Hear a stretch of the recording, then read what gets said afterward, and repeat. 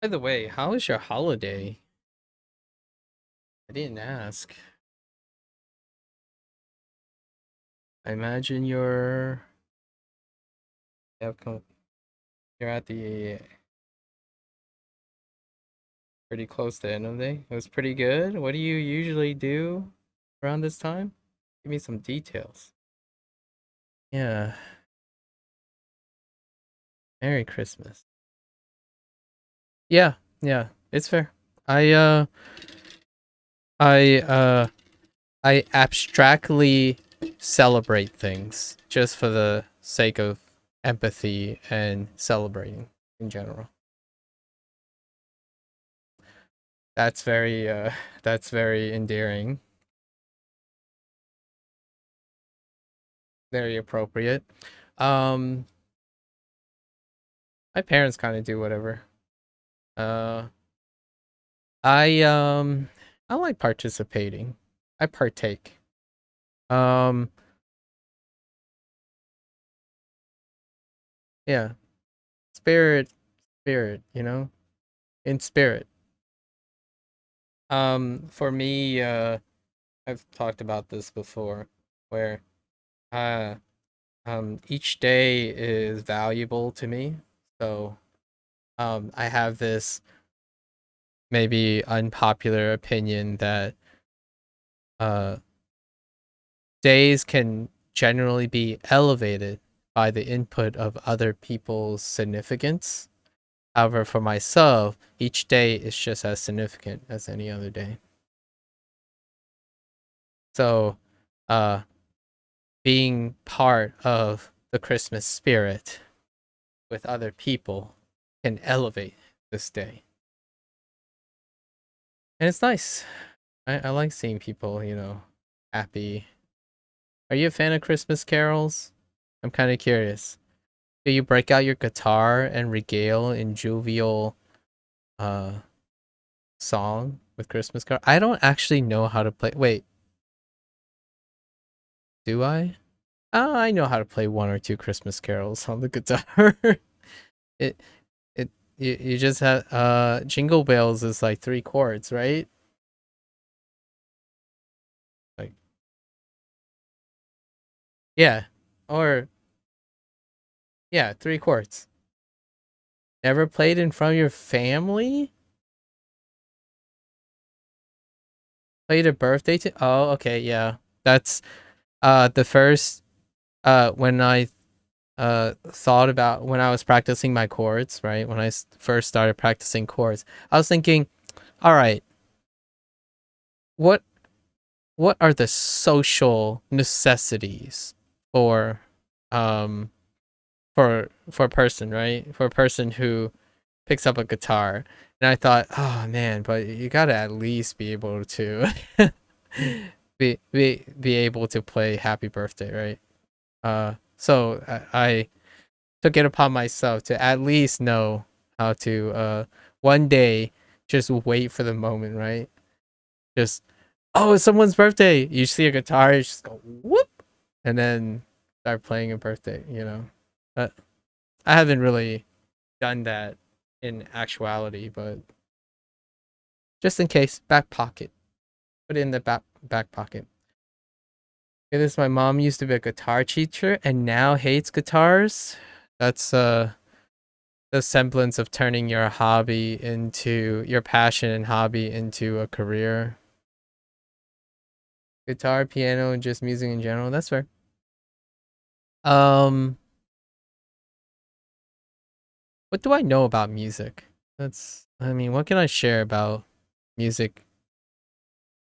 Um, what one thing to note for me is, I guess the word that resonates with me right now that you're mentioning is the word general. I don't know what that means a lot of times. And it's not that you have to defend it, but generally speaking, there's that word, right? Um when I hear general, I tend to ask uh the first thing I would ask is what does it mean, right? To you so that I understand. in general. Have you thought about what that means? Like what is it about music that makes you, what defines the general music? I meant she taught music in general. Oh, so like, oh, I see. Yeah, but that still goes back to the tangentalness of the related thing. What, have you ever asked her why she hates guitars?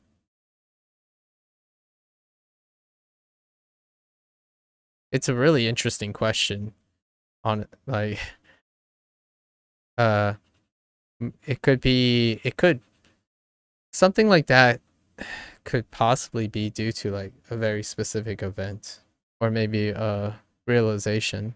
I haven't picked up a violin in many years, but it's not from a develop of hate or a loss of passion. It was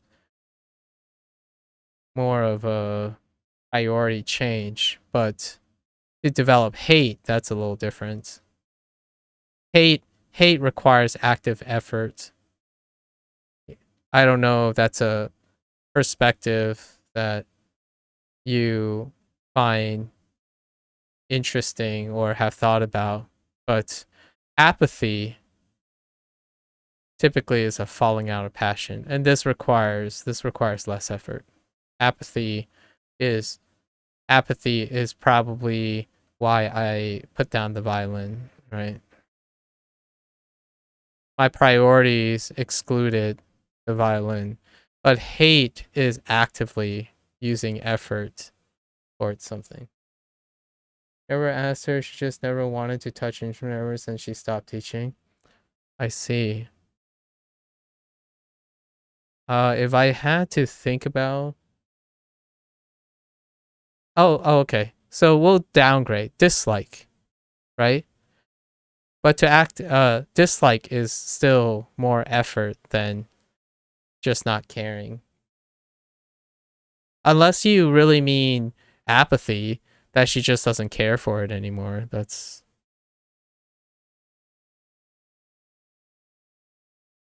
generally, apathy means they don't bring it up anymore. So while I do have growing apathy for my violin, I still bring it up. So that requires effort. If I remember this stuff, it requires effort. Typically, when you truly experience apathy, you seldom, if not ever, bring something up again. So if your mother, I'm reading into this, obviously, I could be way off base, but it's one of those things. If I care about, like if I, whenever I talk about someone that I know, at least very closely, pretty much everyone, to be honest, I think more. I tend to try to think as deeply as I can, as comfortably as I can with the other person or with myself. So when you think about expressing it actively to someone about, by happenstance even, of how much you may have disliked or no longer interested, it requires a lot of effort to keep that in touch. So it'll be interesting, at least for someone that may know this person, to inquire about it. This is just anecdotal though. I'm not suggesting that you require to, but it makes me ask out of interest. Um, I used to bowl. I used to be a bowler. And I probably attribute this to apathy too. How many, what is a something that you are interested in and it's no longer a thing for you? Bowling? Man, let me tell you something about something that's unfun about bowling. Bowler's thumb. I'm not entirely sure if you want to Google this, but bowler's thumb. Uh, how could I relate this? This analogy, I don't know if you play tennis, but it's like tennis elbow, but with a very visceral appearance. So like bowler's thumb, you can see. So if you Google bowler's thumb, it's on the surface. You can see it, and it makes people uncomfortable. But tennis elbow, you more like feel it underneath. So only the extreme cases you can probably see someone have some exterior like noticeable problems with the joint. But bowler's thumb, ooh. I remember a time when I really loved bowling so much. I was missing the I was missing the right side and the left side of my skin on my thumb. Just ripped it so hard, like I cranked the bowling ball so hard that the left and right side of my thumb skin uh like pulled off, peeled off. And then they'll protect. Yeah. No. I haven't finished. I haven't finished. But then I started compensating for with new skin. But the problem with that is providing a specific friction and a consistency. Because you might be thinking about bowling with the idea that the natural friction of your skin um is not part of the release of the bowling for the bowling ball for the consistency. But ultimately I did rely on like a synthetic new skin. I new skin is it's kind of like liquid band-aid. You know how liquid band-aid works? So you take like a healthy liquid band-aid, but you put a patch, and it's usually like some sort of material, like absorbent material. And then and it's as thin as possible. It's like one layer. So what happened? But here's the kicker though. You can still feel it tug underneath. It's just it gives you more resilience so that the skin doesn't rip off. But yeah, those were the days. All the painful days.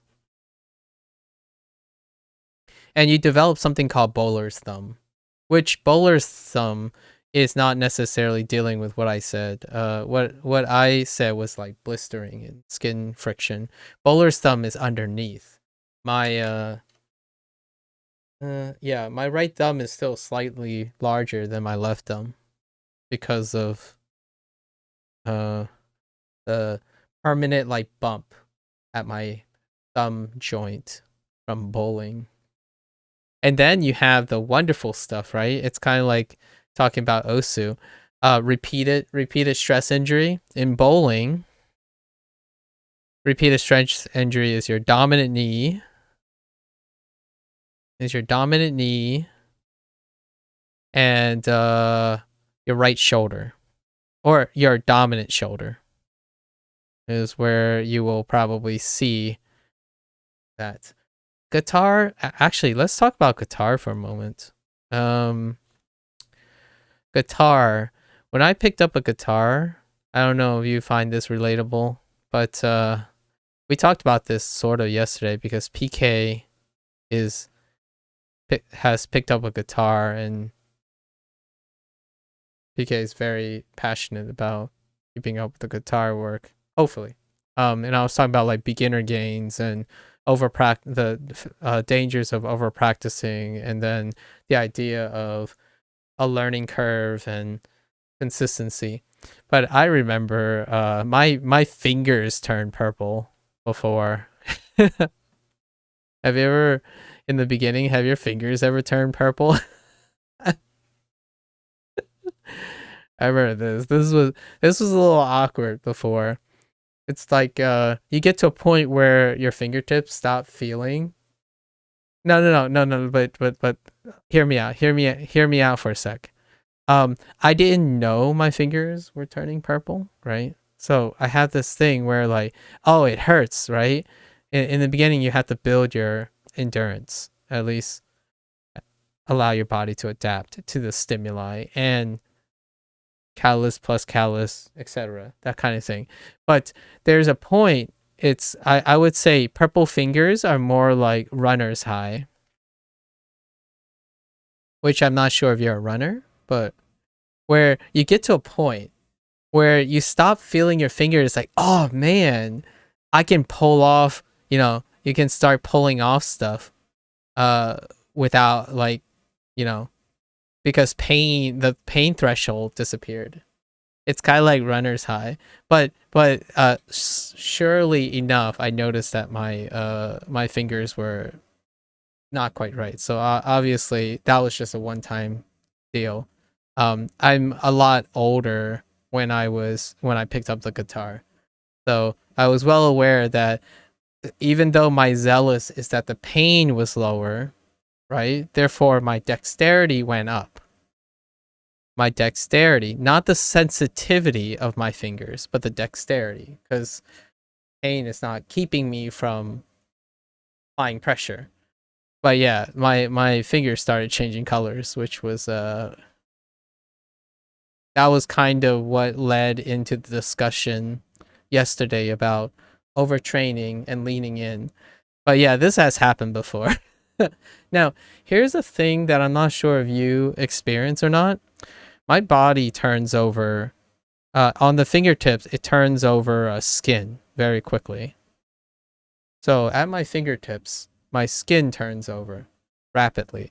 So if I stop, if I stop playing for like 2 weeks, I'm gonna say 2 weeks, the whole callus peels off.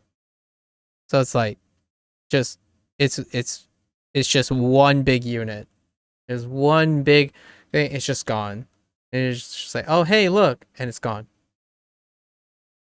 Oh, you let your dog out. I see.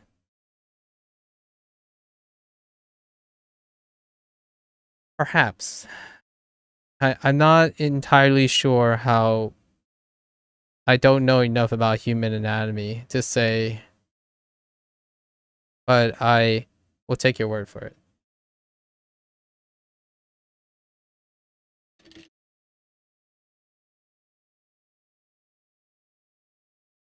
So yeah, that's normal. I would say I agree with you conventionally, but I am not an expert in human physiology or anatomy, so I'm not entirely sure if that's accurate. Because there are places on your body that the callus don't do that, but it might be inherent to the fingertips. Because of my own anecdotal experience, I am more likely to agree with you. And because of conventional knowledge, I am more likely to agree with you about the whole callus thing. And since you, based on your response, I imagine you experienced this then? Or do you just don't put down your guitar ever within a specific number of.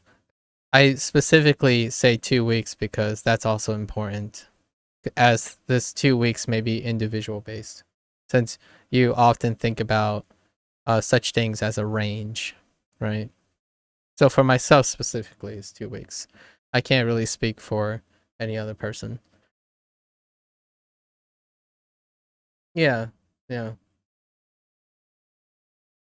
It's interesting though. It also makes it very. So here's the thing, right? Here's the thing. Retraining deals with this component, which it's kind of like the one of the biggest banes of, or not really banes, but one of the things that are ever looming about physical activity, right? When you participate in a physical activity, some of the, or maybe like a physical skill set, which is relevant to OSU practice. Um, a lot of times, one of the lingering questions that requires a lot of statistical rigor and like a lot of sample size, right, is retention. So Usually how long before significant loss in skill. And Osu is, as you can imagine, Osu has properties like stamina. In fact, we're gonna try to oversimplify this a little bit and say stamina in most physical activities, which Osu's component is the finger stamina, right? Um, but most things like your lungs, when like for running, and endurance for muscle groups, right? I mean, this is we're getting more and more specific now because lungs are a muscle and or has muscle groups that have endurance and retention. Guitar, I think 2 weeks. It's rough. It for me mentally because 2 weeks is a very short period. But other things that take 2 weeks, typically I mentioned lungs. So lungs and running, that's typically 2 weeks too. It's around 2 weeks. And then you have like your muscular strength, which at the moment, some people or like a lot of people generally would accept 4 weeks. So this is meaning you stay static and then don't uh don't upkeep these things and you'll be relatively okay. You retain the majority. I'm not sure how I feel about guitar work though. And then when we're thinking about Osu, I'm not sure about Osu stamina either. That's an interesting question, but it would require the participation of a very large subset of people. So uh, at the moment, a lot of these little interesting questions tend to be conventional knowledge as opposed to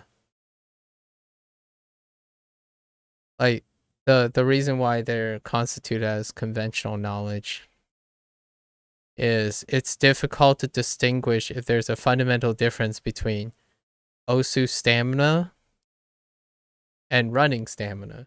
Like it's not transcribable per se. It's inferred if they share similarities.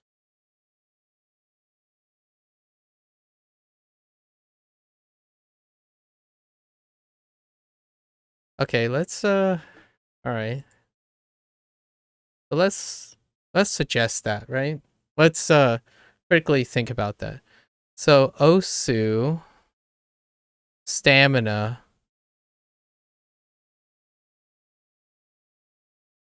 has technique.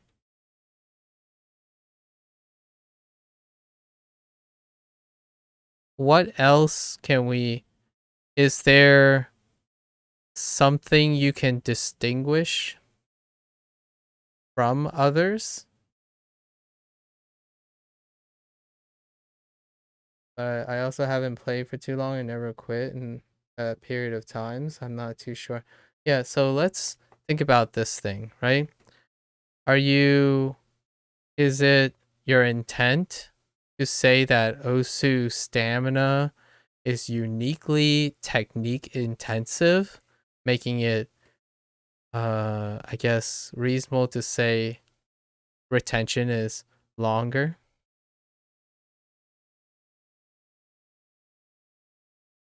And what is this compared to? You're saying most of it is. Okay. So here's my here's my follow-up questions involving if you look at or no, he didn't do it for then come back and said okay. All right. Let's slow down for a moment. So you are comparing Eterna, right, with someone else. is your reasoning, right? And you are comparing this with what? Because Osu is being compared with what?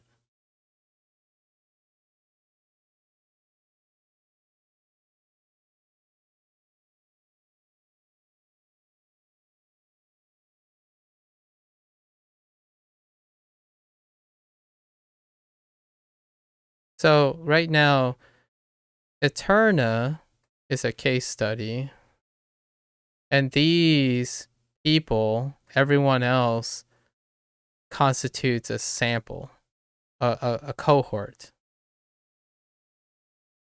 So the we can talk about this part instead of Osu. So for Eterna, Eterna is a case study, right? And a case study may be liable for being an outlier. And some people is a cohort. So this is probably more reliable as a subset of data. One thing you could do in case study is you can compare Eterna, which you did, versus Eterna after rest or something, right? So you would compare Eterna before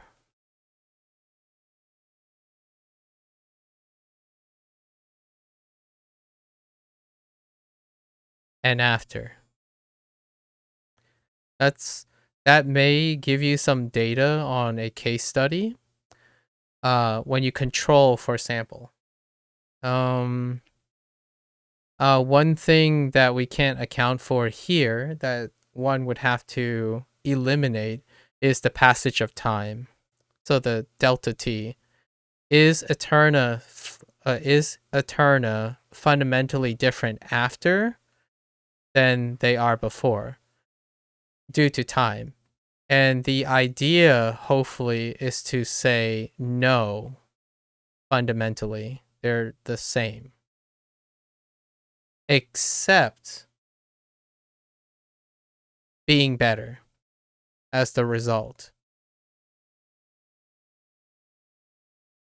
Unfortunately, delta T is so big most of the time in case studies that you cannot generally you cannot determine if simply the passage of time makes Eterna likely better when they come back. There are a lot of running theories on why this is the case. However, comparing Eterna with Eterna is the closest thing you can get to garnering information from a case study. At the same time, it's very difficult to know what happened in that time. So, but you did make a statement that compare Eterna with some people. This is an apples and oranges comparison. We do not have enough Eternas to compare to a cohort. So this cohort has variation that gets averaged out. Eterna is an end of one. So when you make this comparison, you can most likely support any conclusion, generally speaking, because this variance is so high that Eterna is always going to be different than the cohort that has variation that's average, if you know what I mean. So in terms of perception or like figuring out what the meaning is, when you have high variance in X, when you have high variance and low variance because of high end, in Y or whatever your other thing is, most things are statistically significant.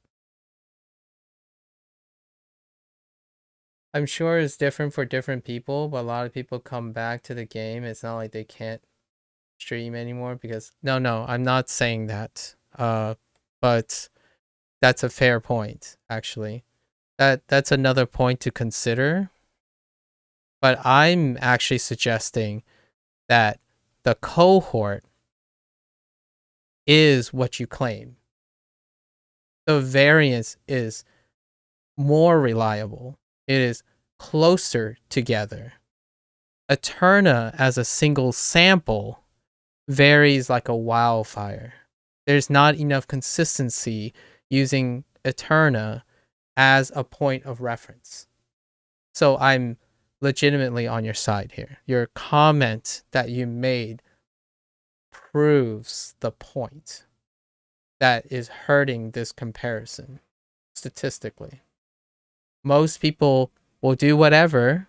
They might vary a bit, but since that group is really big, you can appreciate that the variance is negligible. So therefore, they will be able to stream something, making the assumption that they would retain their technique. As long as you compare it to Eterna to accentuate the thing. But actually, if you compare it with Eterna, it's more likely to come to the opposite conclusion, that most people do not retain their stream stamina, if you know what I mean. So if Eterna's baseline, let's just say Eterna's baseline for stamina, and this is the delta T, right? And then Eterna it was already bonkers. Let's just say arbitrarily, whatever this unit is, bonkers. He took a break, and then now he just quantized up, right? That's what we're saying is observable, which is what happened. So that's the facts. Eterna, whatever happened, in this period, it went up somehow. We're not concerned with theorizing what happened during this period. And then everyone else, right? Everyone else, the cohort, is we're going to plot the average. So the average could be something like this, which would agree with your observation.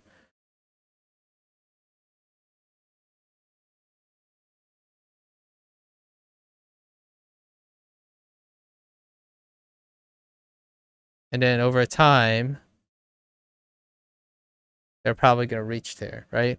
So this delta during rest is probably negligible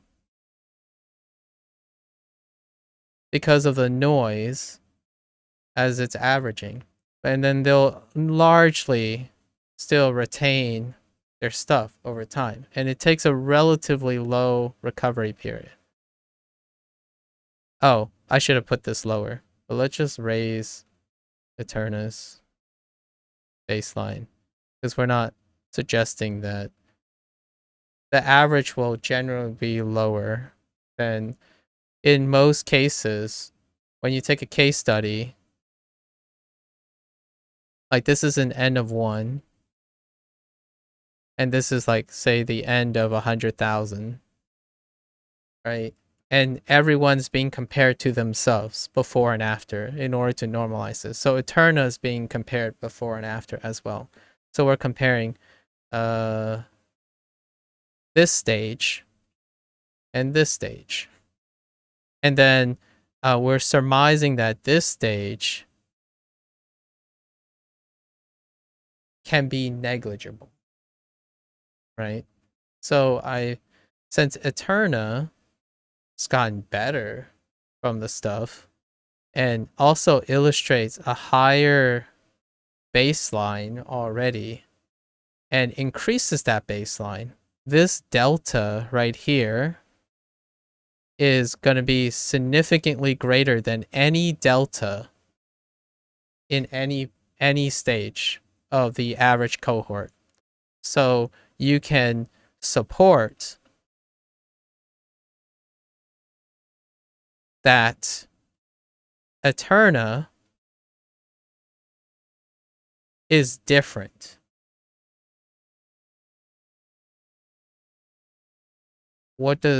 In terms of rationality or like supporting an argument, it would mean that you cannot make this comparison.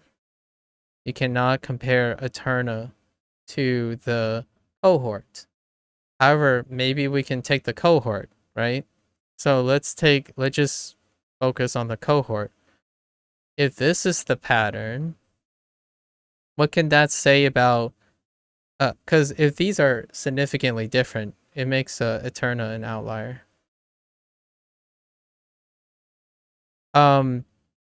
One thing we could do is maybe this change right here and this change right here, they're relatively the same. And then we're comparing their recovery, right? Like what happens during absence.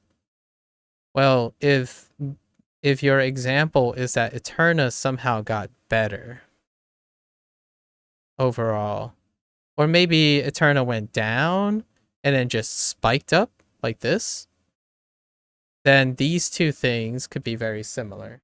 And that could make them compare to each other, right?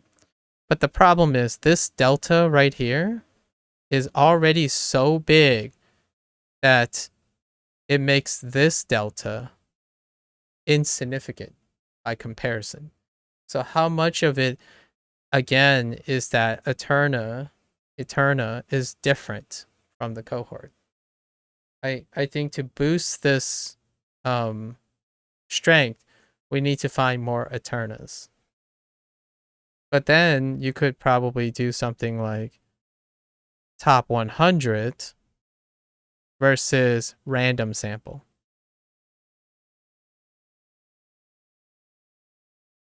Mind you, all this stuff is really interesting. And it would be really sweet to have this type of data, which technically you can probably parse this data. The game has tracked you can infer quite a bit about this, but Osu is not a social media platform. It's not a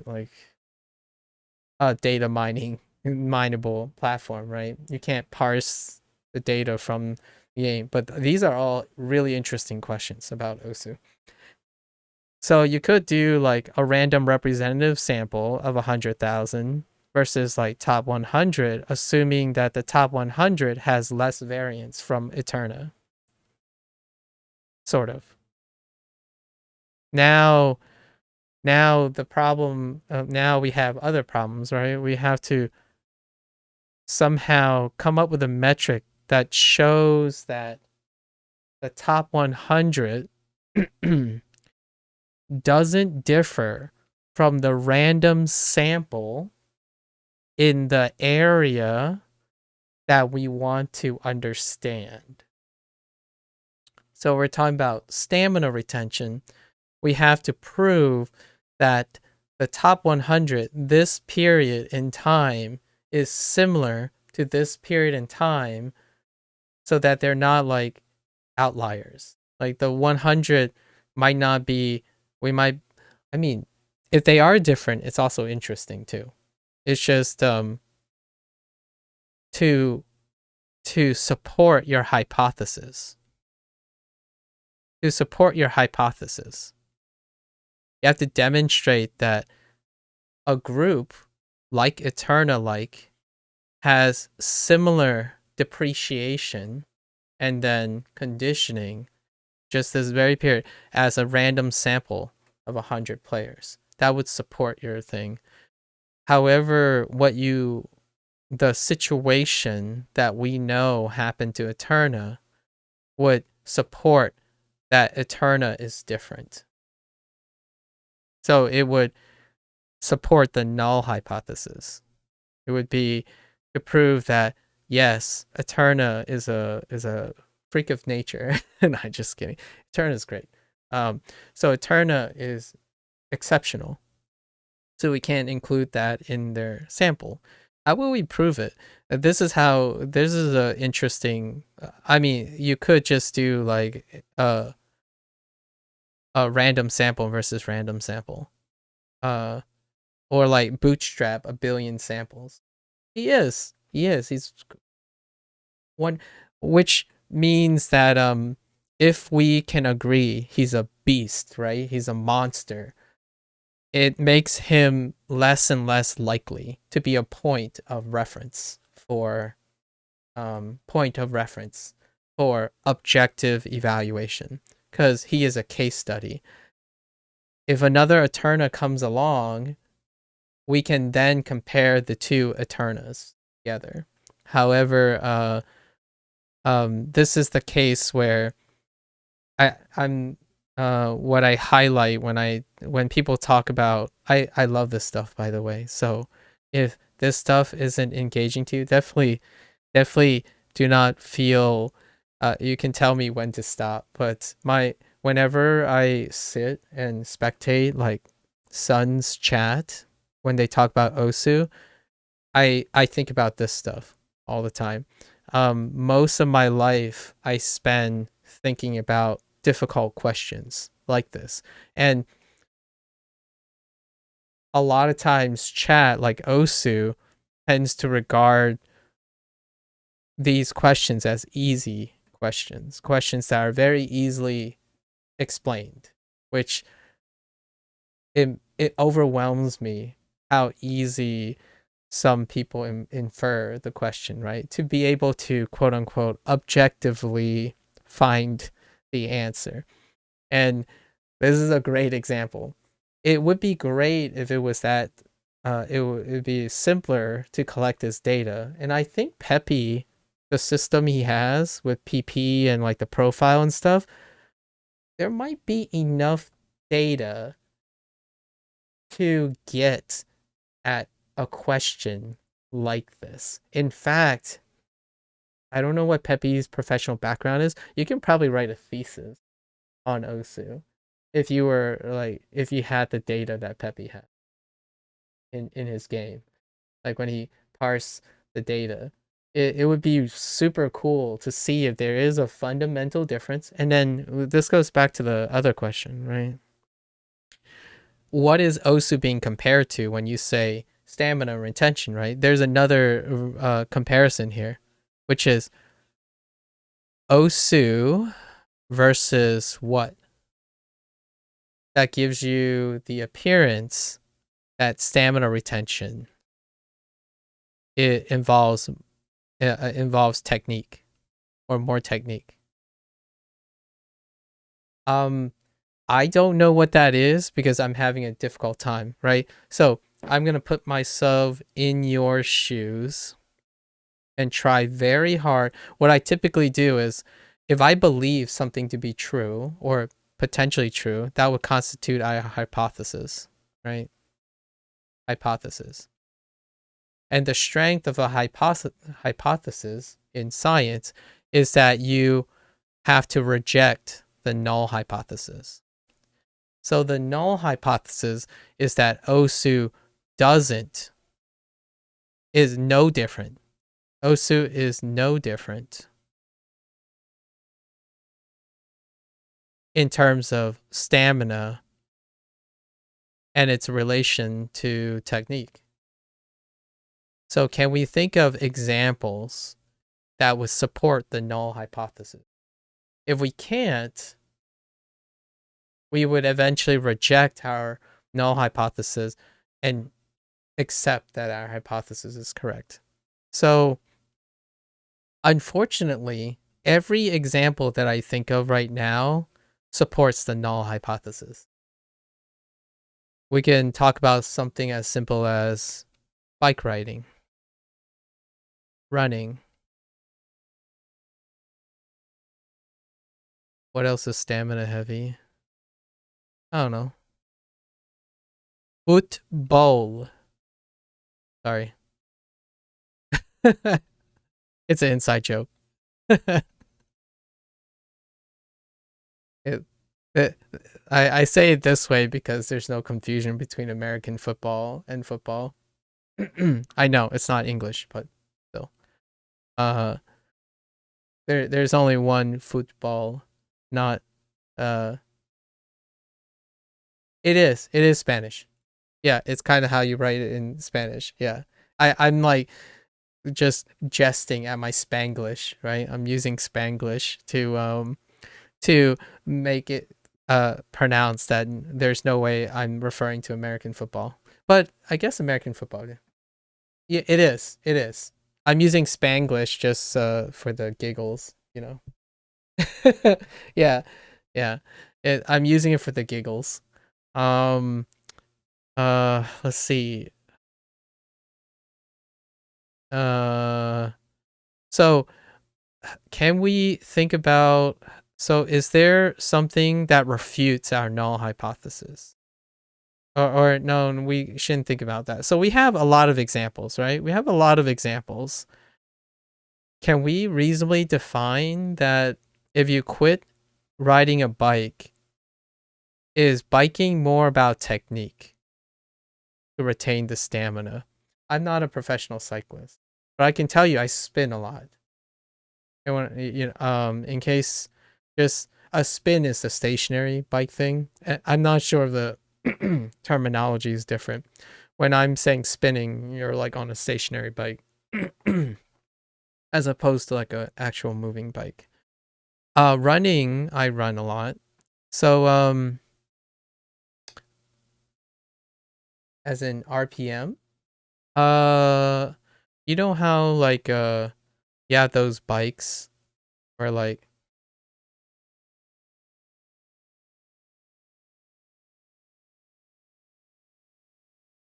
I drew the person's head too close.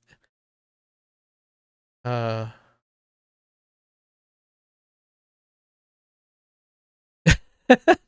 so I don't know how people draw. No, that's terrible. I was trying to imagine a person on a bike, but it's the ones where the wheels are not there or they're not attached to the ground, right? There's no moving. You're just spinning. You spin you spin the bike, right? And when you're spinning, the reason why I specifically chose spinning is that it is stamina isolated. It tends to be stamina isolated. And that is a greatest example I can think of that I personally haven't experienced that would possibly support our hypothesis but go against our null hypothesis. Because spinning, you just need to move the pedals, right? Right? However, now here's the big however. Um, in order to support our this is a confirmation bias, right? So that means what I'm thinking about this is it's going to support our hypothesis. When you spin and you stop spinning for like, I don't know, three 3 months, or I mean like 2 weeks or something, 2 weeks, for example. When you get back on, you still technically have a negligible change in spinning. And spinning arguably removes technique a lot of times.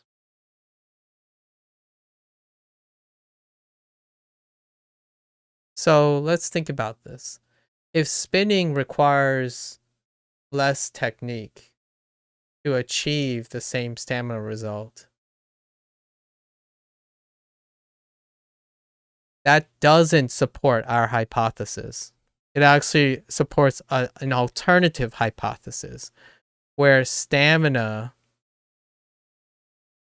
is independent of technique. So it actually supports another null hypothesis more favorably. Oh no, now it gets a little tricky. So there are two null hypotheses. The null hypothesis to this right here. I forgot about this.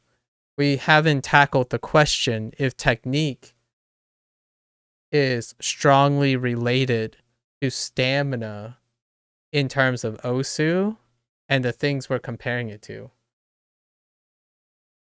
It's just to illustrate what happens when you're trying to answer something scientifically.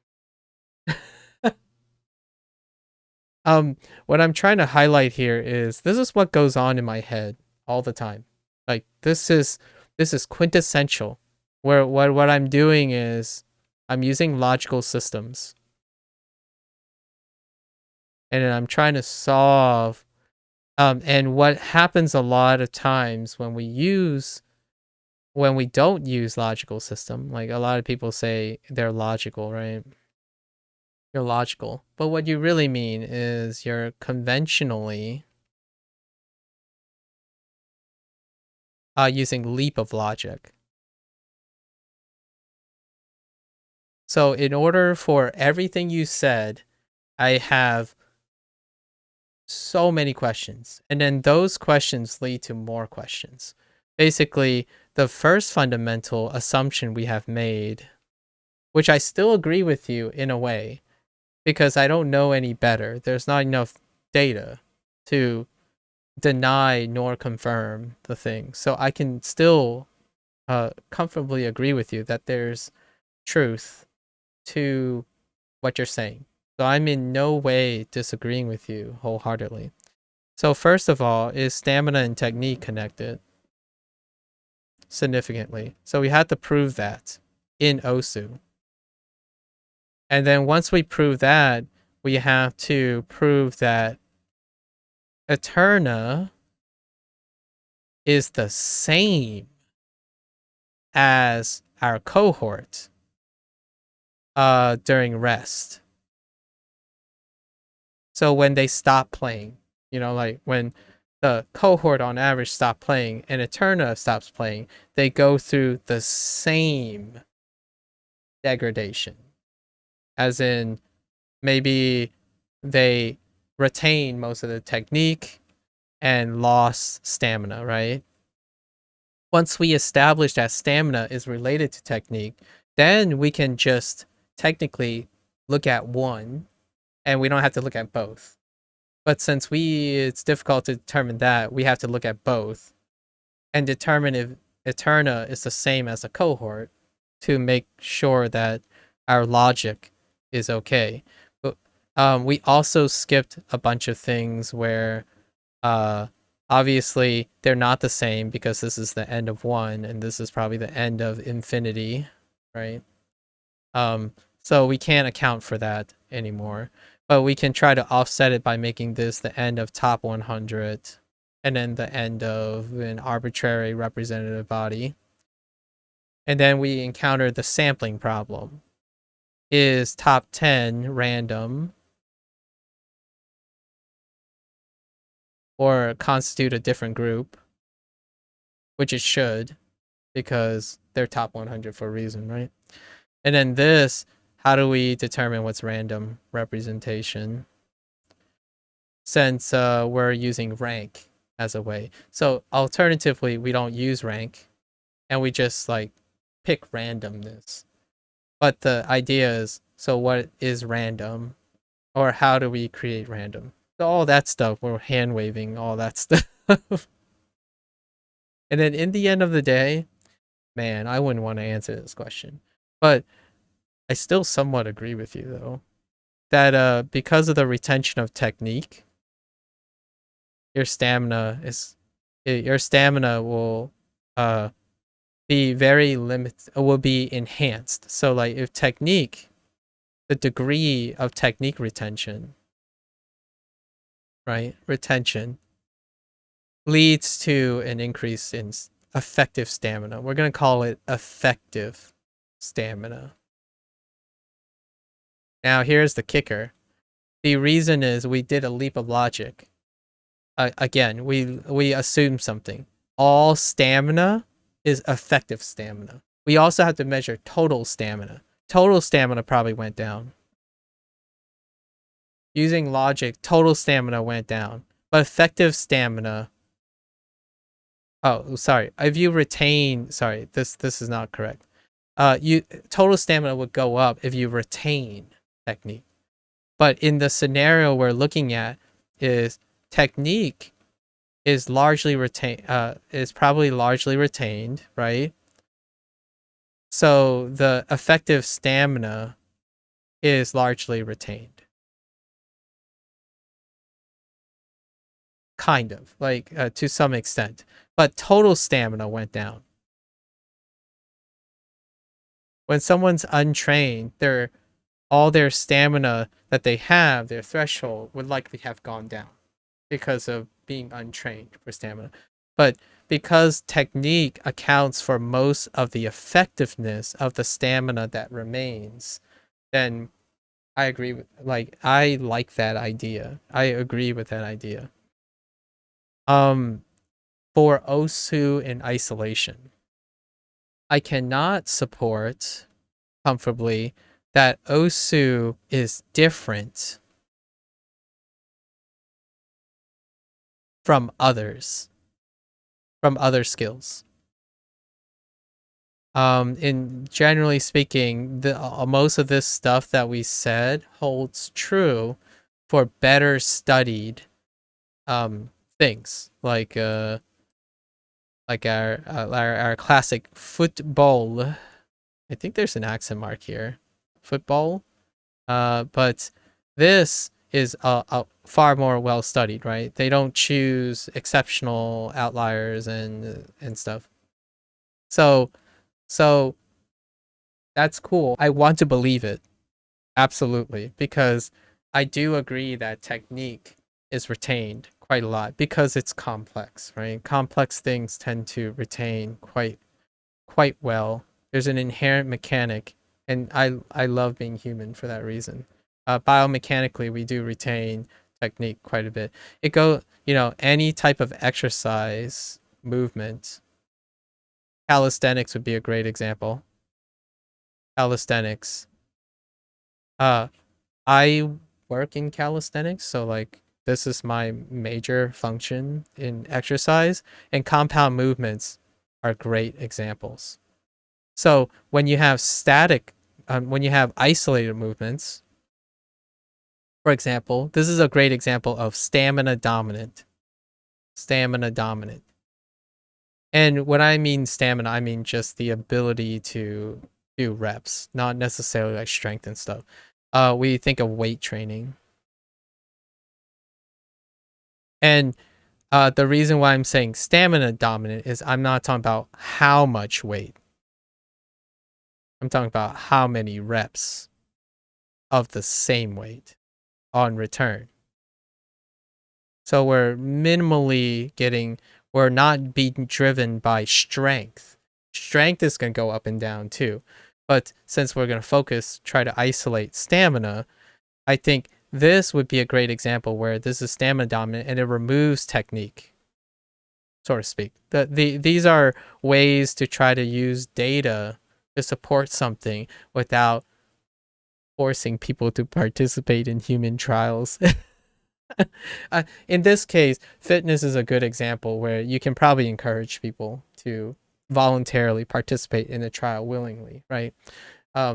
It's not true for a lot of human experimentation, but in this case, we wouldn't have to data mine. There would probably be people who already fit a lot of these conditions, but there is the danger of self-selection.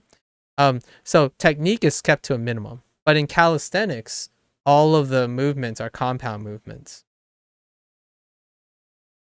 So, for example, pull-ups.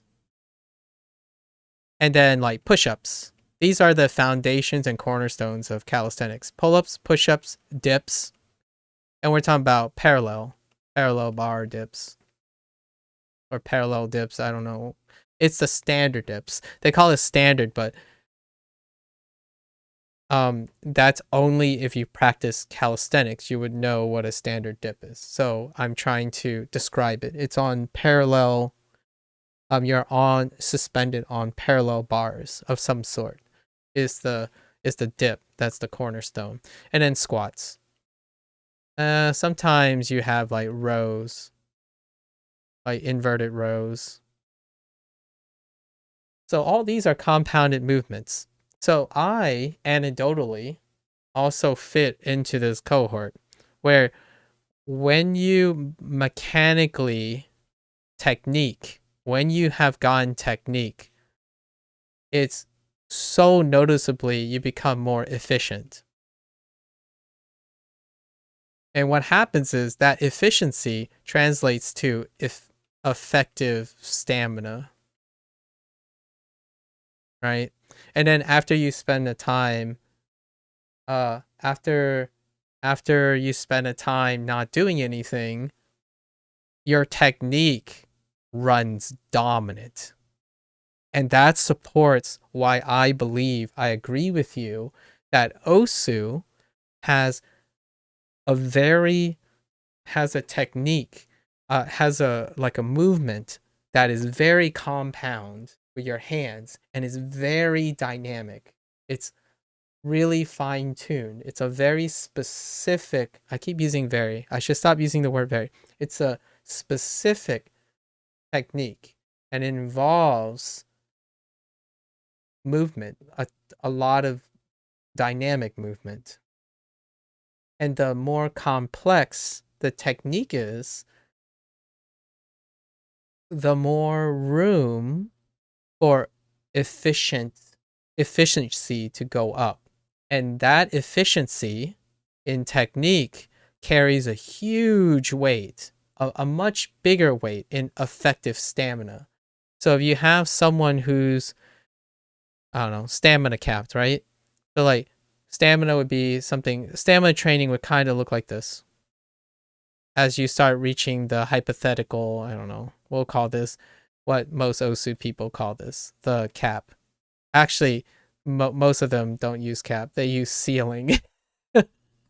So here's the theoretical ceiling, right? This is stamina.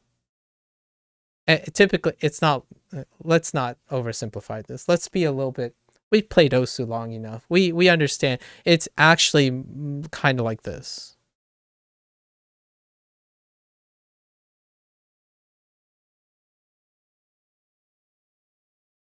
This is the traditional curve of uh fit, typically a physically bound someone taking into account their motivation, their plateaus and stuff. This is a more one cycle representation of someone's stamina training.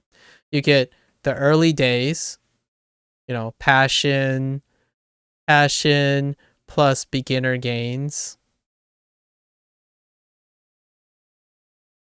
And then you have the dip because overcompensation. This is overcompensation here. So it corrects. And then you have your finally your steady progress to your theoretical ceiling at some point, which, you know, you keep going depending on how long you live. Although I'm not going to introduce the rest of it because this is not the end of the curve. There's another phase. The phase, when you can imagine the rest of the phase, it will just steadily kind of continue downward, right? Because of age. Because of, we're talking about the inevitability of the utility of our hands. It will steadily just teeter down, and the more you train, the flatter it becomes. Hand them out to the license to be horn. Listen, what did I say? Wait. Son, did I say anything lewd that could be misinterpreted as looting? Looting? Anyways, um, so what were we saying? Technique. Oh, I lost my train of thought. Wait, what was the last thing? Hold up. Push-ups, effectiveness, calisthenics, uh, technique, stamina. Effective stamina. Yeah, I have no idea where I was going with that. I lost my train of thought because of sun. You're just oh, it's just your entrance. Oh, okay. So, all this stuff is super interesting, and it would be awesome to answer these questions. But the hot take is what I'm trying to say is when people tell me conclusions and what they think, this is the stuff that I think about. And if you're willing to entertain my curiosity, this stuff can be so important to so many people. If you didn't like scientific thinking, this is scientific thinking. Generally speaking, though, it starts with uh asking yourself what assumptions you're making. And then you have to confirm those assumptions. And then you challenge the hypothesis that you like to believe is true. And then if you cannot accept the opponent, then you are more likely closer to the truth than the opponent is, the opposing view. I've totally lost my train of thought on this one. But stamina training, I really do like to believe that with great technique, sorry, this is going to be a Marvel reference, with great technique equals great effective stamina. Oh, I know where I was. I was comparing uh the technique with the complexity of someone's stamina gains, but I don't really know where to go from that anymore, so I've lost it. So I do to some extent agree with you that the more technical something is, the more you can offset the loss. You can offset the loss of total stam by retaining most of it as effective stam. You can definitely budget more. Does that apply to? I'm kind of curious. Does that apply to our talk about guitar work? Because now we have this wrinkle, right? Calluses, and then we also have pain. Pain is another. It's different now. So guitar dexterity, the pain is a little bit different. So is all the other things we're trying to compare with. Yep. Anyways, thanks for listening. I don't know where I was going with this, other than it's super fun to ask questions. Um, what's another?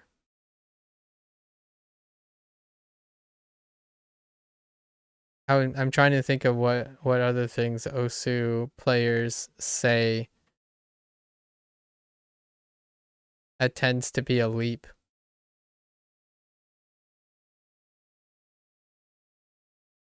I like it's a shame I don't I should really write these down more often. But I often get it from Sunstream. This is the sun I'm talking about, by the way. If you want to see someone who has that described aptitude that I said, like the classic intuitive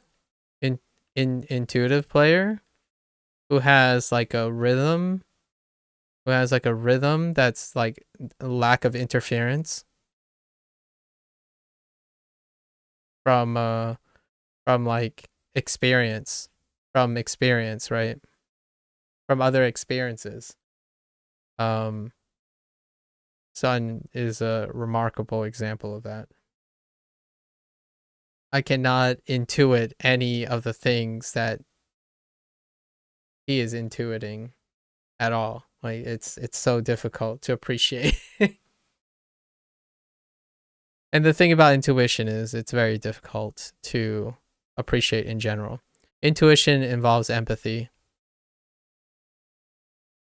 but it's a specialized empathy.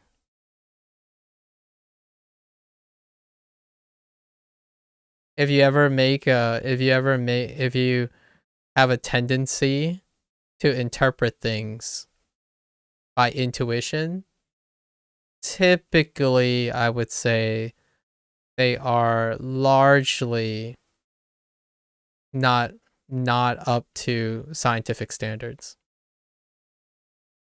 I mean, the whole in my this is a little bold of a statement, but the whole idea of scientific thinking is to remove intuition. So if you find yourself making a statement that seems like it's normal, for example, if you find yourself making a statement like that, that's conventional knowledge.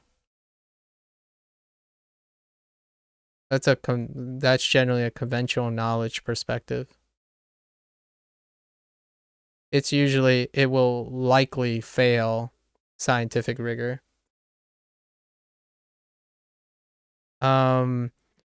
Scientific rigor has standards and controls, which they are the closest thing to normal. So, when when you make a statement like it's normal, for me, I have to first determine if the person's open to a challenge or open to discussion. And then the first question would be compare to what? I use the word what instead because often I would say if you were in a science position, what is your control? Would be the general. Actually, it's probably not is. It's more like what are your controls? Because it usually requires 2 or 3 controls. Alternatively, compared to what standard?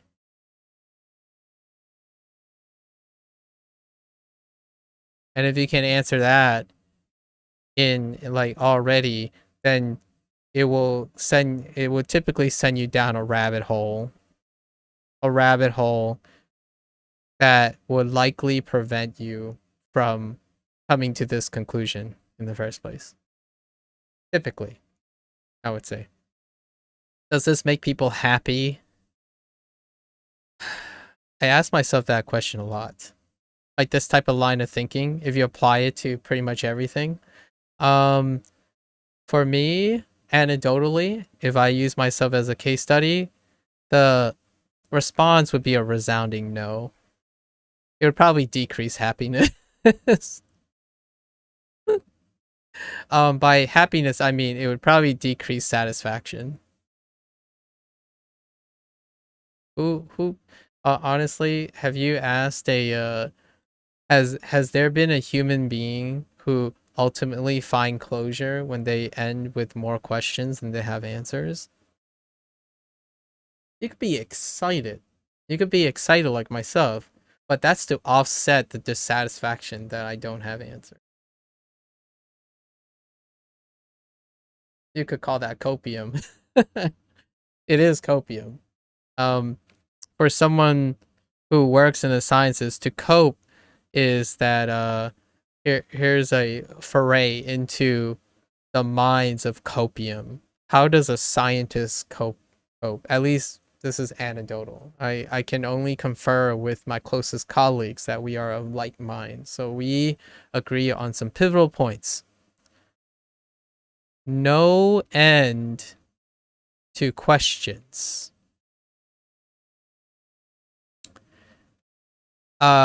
This leads to low satisfaction, probably. Uh, it also probably increased nihilism, which is why bother when we keep getting more questions. It lowers satisfaction is like rewarding feeling. We'll put in depressed a lot of times because this is exposure to common failure.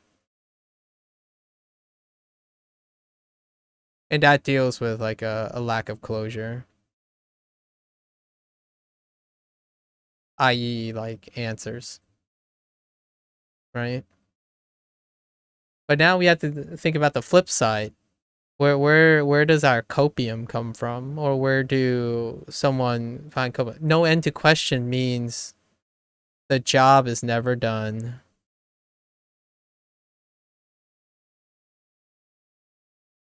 Now here's the big thing. Scientists chose to be scientists often is because the job is never done, so you always have questions to answer or try to answer. And with each answer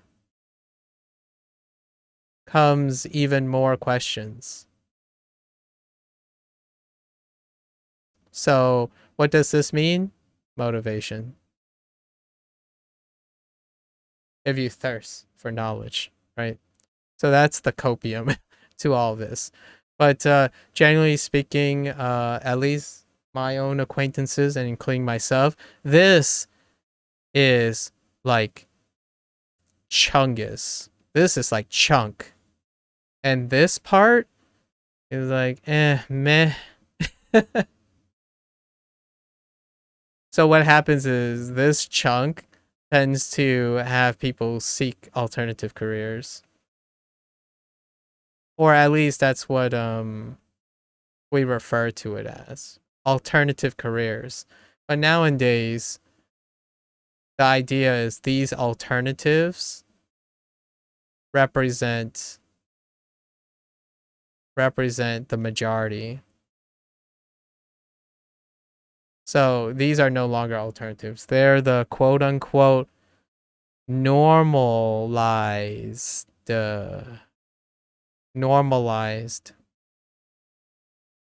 opportunities. I will I think I use the word normalize more than I use the word normal. Because normal is a static state. As in the moment you find a condition within a sample size, within a sample or cohort, it can be no longer normal. A normalized thing suggests that it can be influenced. So while it might be normal for,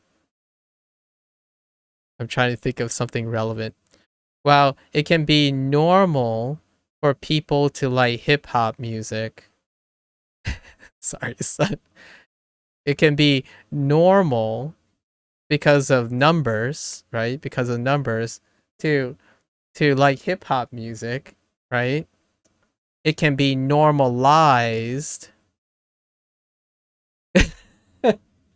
It can be normalized if this cohort are only weebs to, I don't know, rock music, like indie J rock or something. So you can normalize normal. So just, and it's based on the samples and the cohort, which goes back to why when we were talking about Eterna versus the rest of Osu, and then using that comparison in a way to inform our thing. In the end of the day, there are ways to get at the answer, and Peppy has the keys. Honestly, without saying too much, Peppy does have a statistical mind because he does do those surveys. He does apply the pool's perceptions and statistics. However, I don't know who it is that structured these. Surveying is an approach, is an alternative approach. And at the same time, there is possibility that from the system he has, he could potentially bootstrap the relative success rates, which is probably the way they originally worked on the PP system and introduced changes to the PP system prior to including another dimension to the feedback of the PP system, which deals with a lot of subjectivity. But then they introduce another metric, which is the survey approach. And all that is pretty dang interesting, especially if you're particularly invested in it. But I don't think I retain myself to just Osu in general. I was gonna what? Oh, I had a good example. Wait, hold.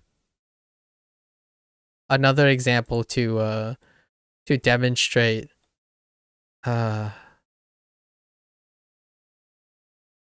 need something good, son. Tell me something. What's another interesting observation that people generally I don't obviously have the ideas on hand. I don't typically do this improvisational. I tend to have an idea already in my mind before I present this. Um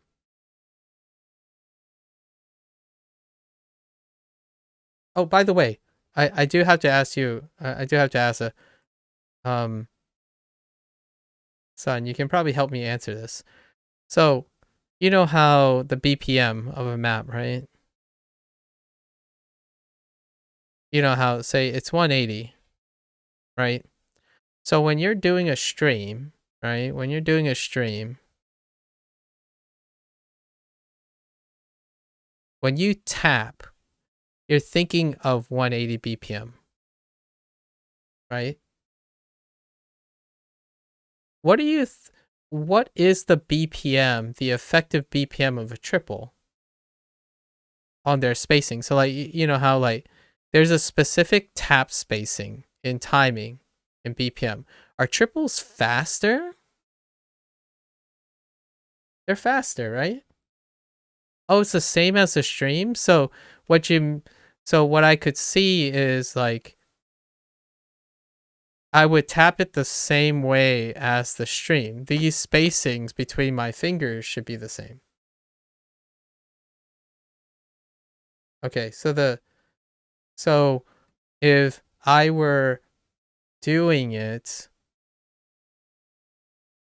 I have to picture myself tapping to 180, but just 3 times.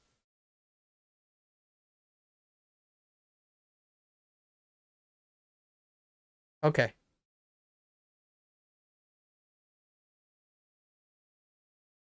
I can't seem to do that. Huh.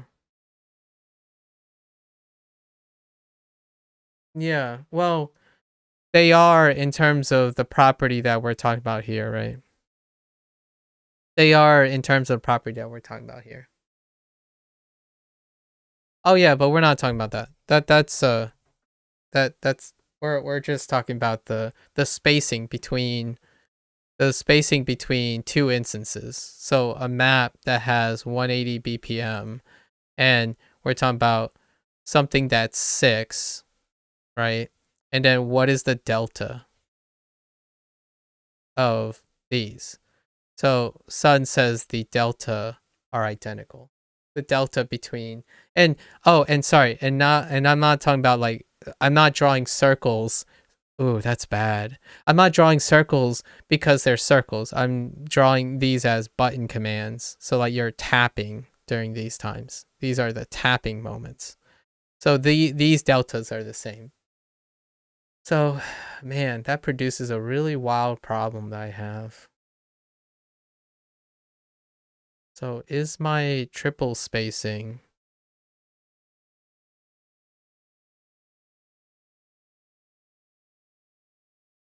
Yeah, man, that's rough.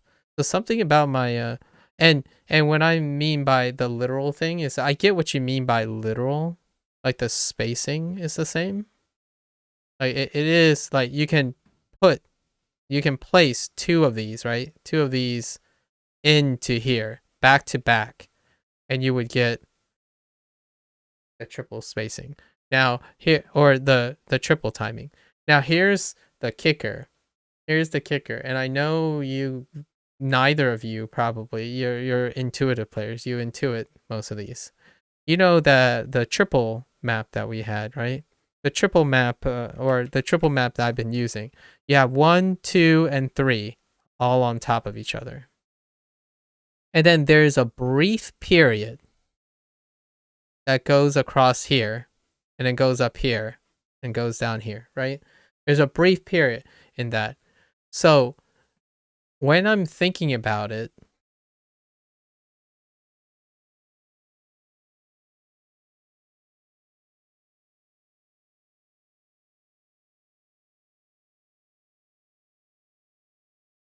there are two approaches that I've been attempting to think about it.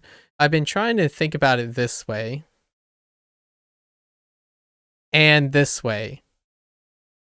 Now, Sun just said these are literally the same. The I agree with the spacing being literally the same. But this is a 1 2 1. If you follow me, this is a 1 2 1 2 1 2. So this one is the ends are not literally the same, right? Between a triple and a multiple of triples. The closest thing I can think of is a multiple of triples.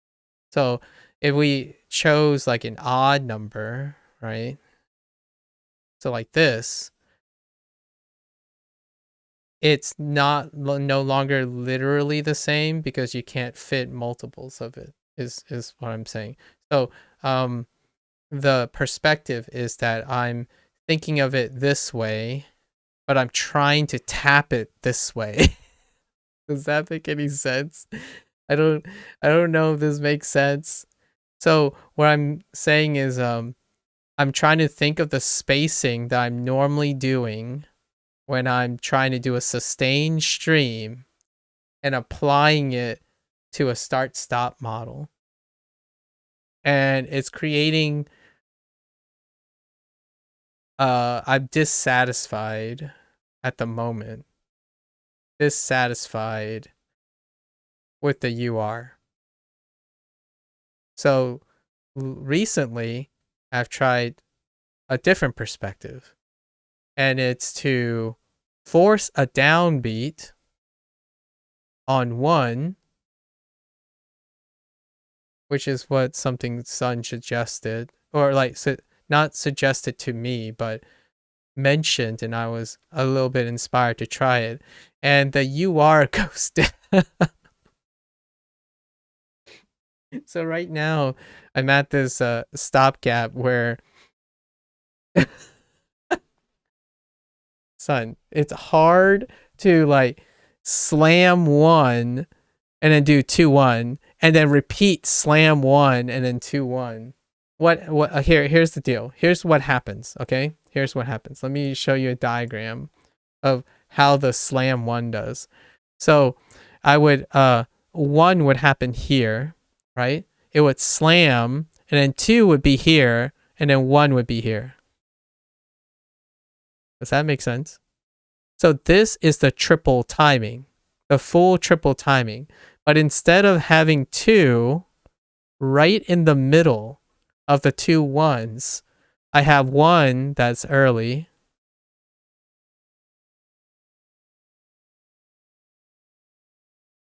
Like back and forth. You're going to see this one go early. And then when fatigue sets in, this gets late. So then what you see is if the UR is like this, right? And this is the zone, and this is the hit. You're going to hit 1, one's going to end up here like this one. We'll just call this 3. Or actually, we'll call this 1 prime. Okay, 1 prime, as in the second time. And then you'll see here, 2 is going to be somewhere here. And then 3 is going to slowly end up here somewhere. Like and then what happens is the UR is going to expand this way and this way. So at some point, it's going to trickle out here. This is independent. This is not stam related. But when this trickles out here, this is stam related. That's how I broke down my my current practice. This is what the practice revealed to me, at least on Bootstrap after 20 days, right? So now I'm in this problem where I can't seem to get this spacing even. For a while,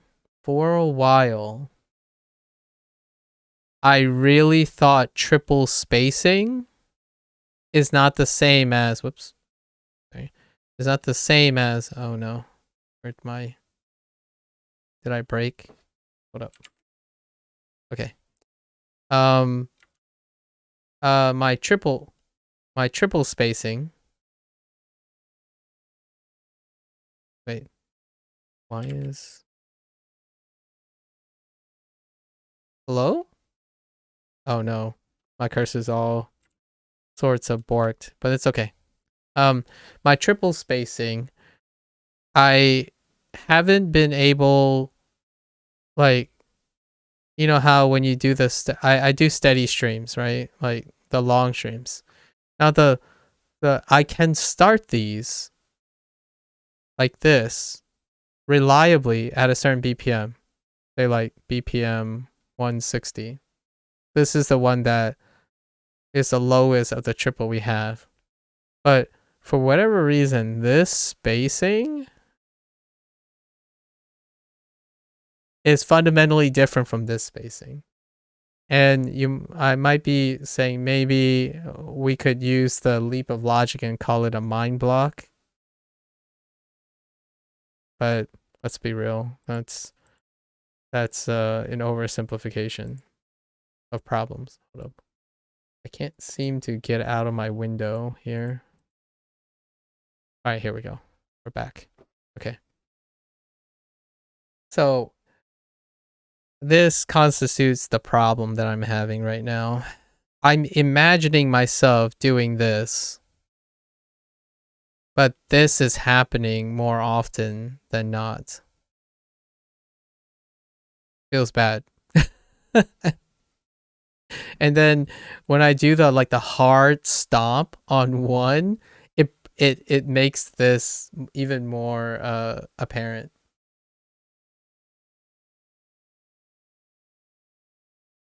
It happened. It just happens.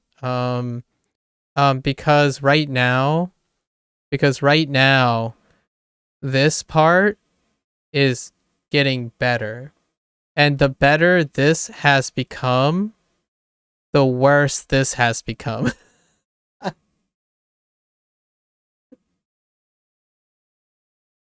Okay, so one thing we have to remember that in the triple map, it's more like this. You see what I mean? Because there's a gap, right?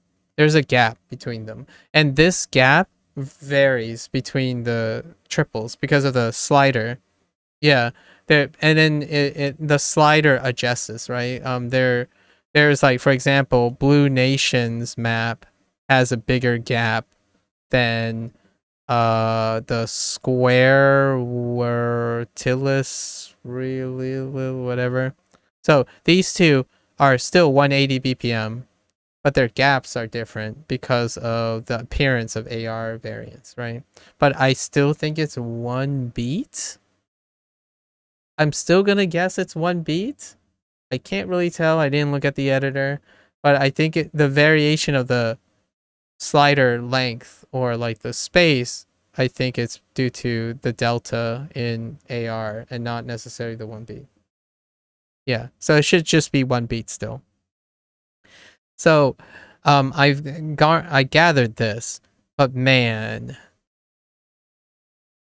it is a conundrum. Like, this is getting better. And so the difference here though is that um there is a chance, I don't know if this is going to work or not, where eventually, you know how my 1 is doubled each time. So my utility, we are going to go back to the whole stam thing, right? Stam of 1, which is actually my middle finger, and the stam of 2, right? The stam of 2, like, if my stam of my middle finger is going to normalize to 2 to 1 of my pointer finger at some point. But yeah, it's crazy. It's happening. That's what's happening. So the spacing, I have an indicator that my spacing is more and more accurate over time, but it's only in one situation. So this, so when I'm applying logic, right? Someone did say what you said, which is triples are literally shorter streams, which I do agree for to some extent, right? And this is me breaking down what I learned, and I can what I want to believe is this as well, and that's why I use this program. So I structured my practice, my OSU practice, and my physical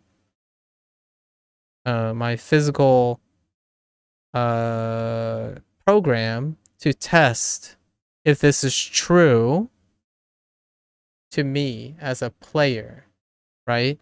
And since I'm an N of 1, the only way I can create reliable data or strengthen the data is to repeat the process for as long as I can with as many data points as I can. So the goal is not to prove my hypothesis, which I totally agree with most people. Turns out, after 20 days, I support a null hypothesis far more, which is that there is something, I don't know what it is. That's why proving something is very, very difficult, because it could be anything else other than the thing, right? For whatever reason, which I haven't figured out, if there's a secret for me or if this applies to anyone, we're not talking about that the hypothesis is true for everyone or whom it may concern, etc. But what I have come to conclusion is that triples are not fundamentally the same as short streams, to the extent where I cannot produce a transcribable benefit from understanding streams to triples or triples to streams. It could be a physical thing, it could be a mental thing. I don't actually know the solution. If I get closer to whatever that is, perhaps I'll have some profound understanding. But yes, this is full circle. Oh well, I just made a pun, an Osu pun. I don't know how I feel about that. Anyways, so the logic here, what I'm doing is I'm coming around full circle and I'm summarizing what I have learned so far about myself, at least. And here's a big and, right? How is this important? How is this important? Well, one, like, why am I doing this, right? Importance. Well, I can tell you what it's not first, just to dispel some assumptions. It's not to be, oh, I missed a word. It's not to become goat. Or is the phrase goated? I can't spell goat. It's not to become goated. What I'm trying to get at is to test conventional knowledge, which is really fun because, or at least I should really use the word interesting. It's really interesting because I don't think, in my opinion, there's a straight answer, right? So it's very interesting, which ended up turning out to be fun to talk about. So interesting led to fun. Now, how can I tell if triples, what fundamentally can I dissect that triples are different from streams, right? What I have been doing is I've been trying to treat them the same.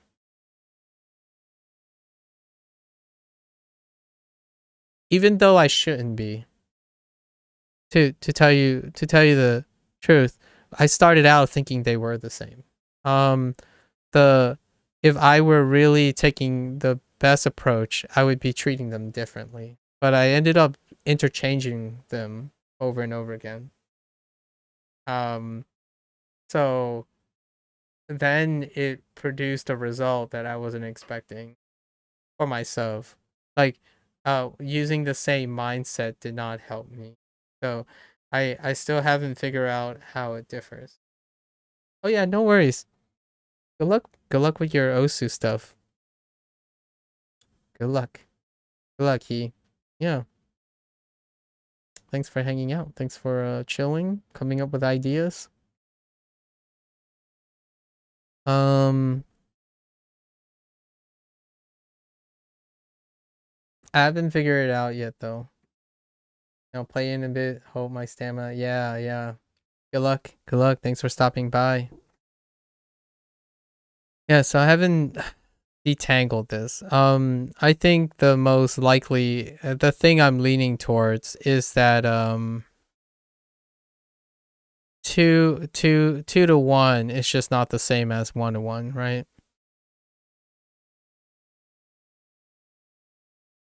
I don't have anyone who alternates through triples. Does V alternate through triples? I know there are players that completely alternate, but yeah.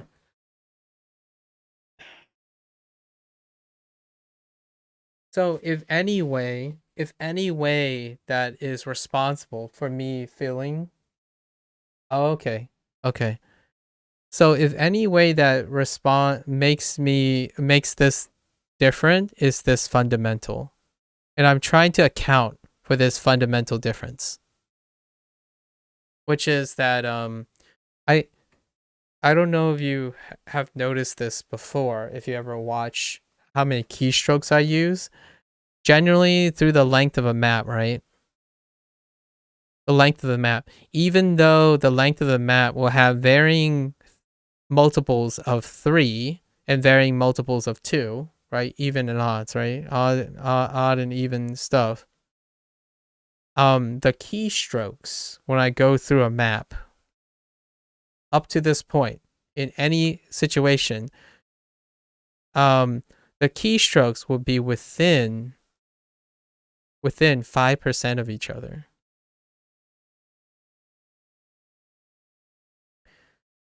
How that is relevant to the 2-to-1 ratio and 1-to-1 ratio is that my effective stamina on one finger is similar to the other finger. And I think as I had pushed dex and stamina, my middle finger ended up becoming the limiting weakness. It's the thing that is causing a holdback to doing triples compared to streams. Because the dexterity between both my fingers have been largely about the same, even though I do single tap. I actually, for whatever reason, inherently tap almost similarly over the course of a map. They become very close together. There are very few. I don't know if that's a mapping thing either. I don't know if you when I watch you play, son, it's clear. It's absolutely clear cut when you're single tapping, because your dominant hand is it your pointer finger, your index finger. Yeah, and which one is it? Is it your middle or your pointer finger? Index, okay. And then your index is your starting finger too, right? Or triples. Your index is your. If you were to do these triple things, your index finger would be your 2x, right? I'm getting so terrible at this most of the time. Yeah. So my goal right now for the last like 10 days of OSU training is to maintain my middle finger stress, like to continue bootstrapping as much as I can to create a dominance in my middle finger. It's already happened to a great extent because now I can no longer triple the other direction, which I still do, by the way, on like maps beforehand. The reason I get within 5% is I actually triple both ways. And yes, one way is less reliable than the other way slightly.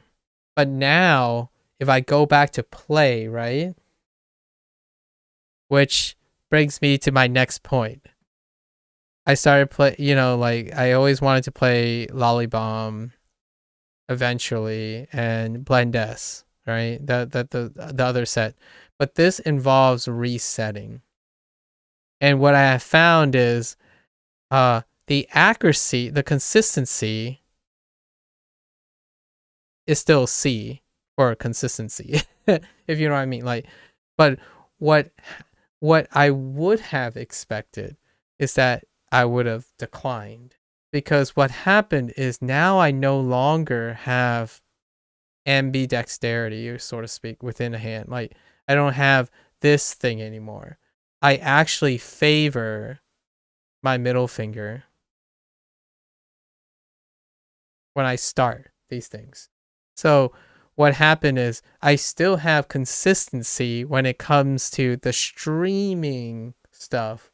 So like left, right after past the first finger, right? Past the first two taps. But now I'm not initiating properly. I'm no longer initiating properly. Since I used to do either initiation, I have to readjust again. Fun times. Fun times. But this is what I'm learning anyways. This is just a snapshot of what has been going on. And I've been thinking about this quite a bit. Who knows? Is this gonna ultimately goat me? No, I don't think it's. I think this part is far more interesting than becoming the goat. But if it creates more consistency, I'm all for that. I actually think this is gonna create less consistency. Although you mentioned that V is pretty inconsistent when he full alternates to triples, I don't know if making. So what I'm saying is, what I have been training now has fundamentally made triples different from streams for me.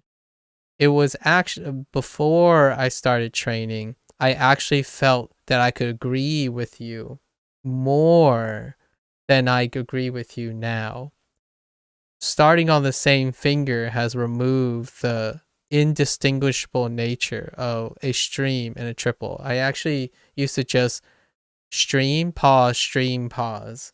So, like, I would think of myself streaming, but I would just pause on the fingers. So, like, left, right, left, then right, left, right. So I would just pause in between. So I'd go like left, pause, right, left, right, pause. And it wasn't that great though, right? So to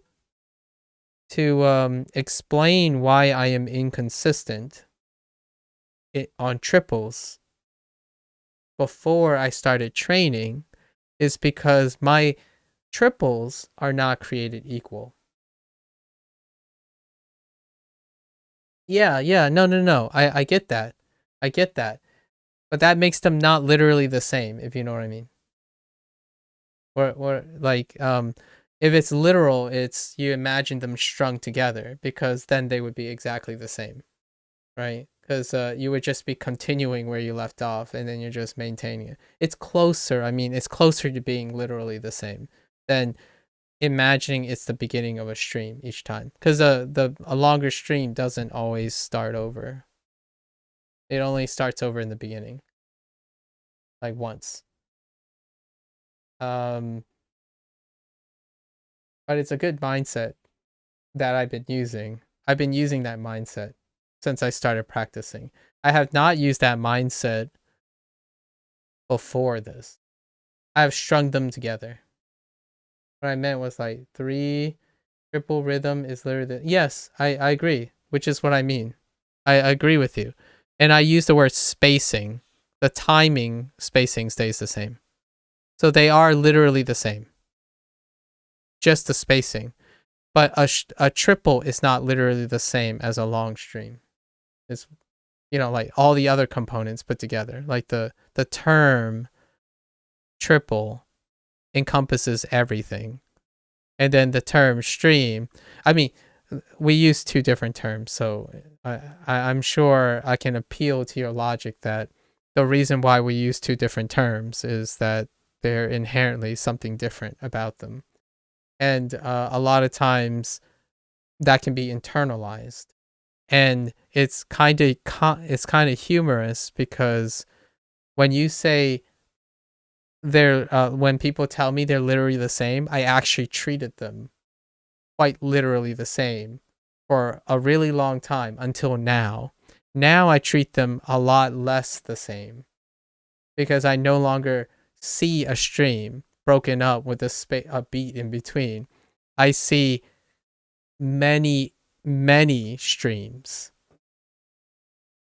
So now I'm spending all the time adapting to 1 2 3 1 2 3 1 2 3 instead of 1 2 3 2 1 2. I mean, sorry, instead of thinking about 1 2 1 1 2 1, like the stream constantly starting over 1 2 1 1 2 1. I used to think 1 2 1 2 1 2 1 2 1 2 1 2 1 2 1 2 1 2. That's how it was before, which but it's more like a steady beat, right? It's like 1 2 1 stop 2 1 2 stop 1 2 1 stop 2 1 2 stop. That's that's the that's literally a stream with one beat missing in between.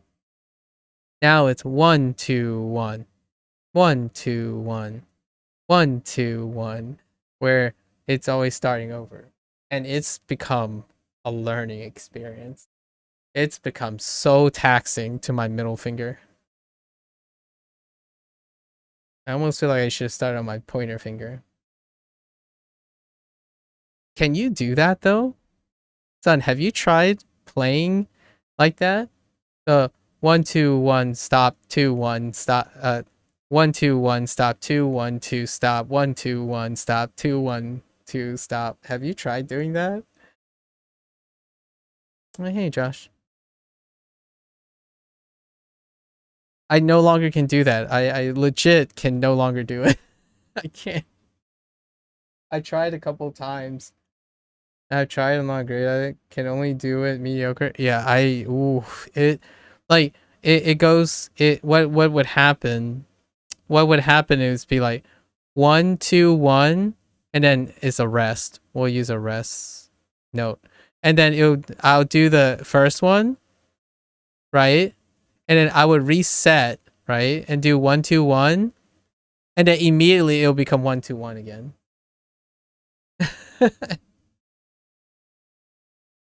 Like it would only last like one measure, and then suddenly it just goes back, and then eventually I'm like, wait a minute, I'm doing 1 2 1, and then somewhere down the line, like a couple iterations, I'll do 1 2 1, and then immediately I'll go back to 2 1 2, and then immediately I go back to 1 2 1. We're talking about the similarities between a triple and a long stream. So like a set of triples with one beat missing versus a stream that is continue. So before, I used to not really have a dominant finger. I still single tapped. I don't have a dominant finger. So what happened before was I used to do this. That's how I used to play, where I would pause in between.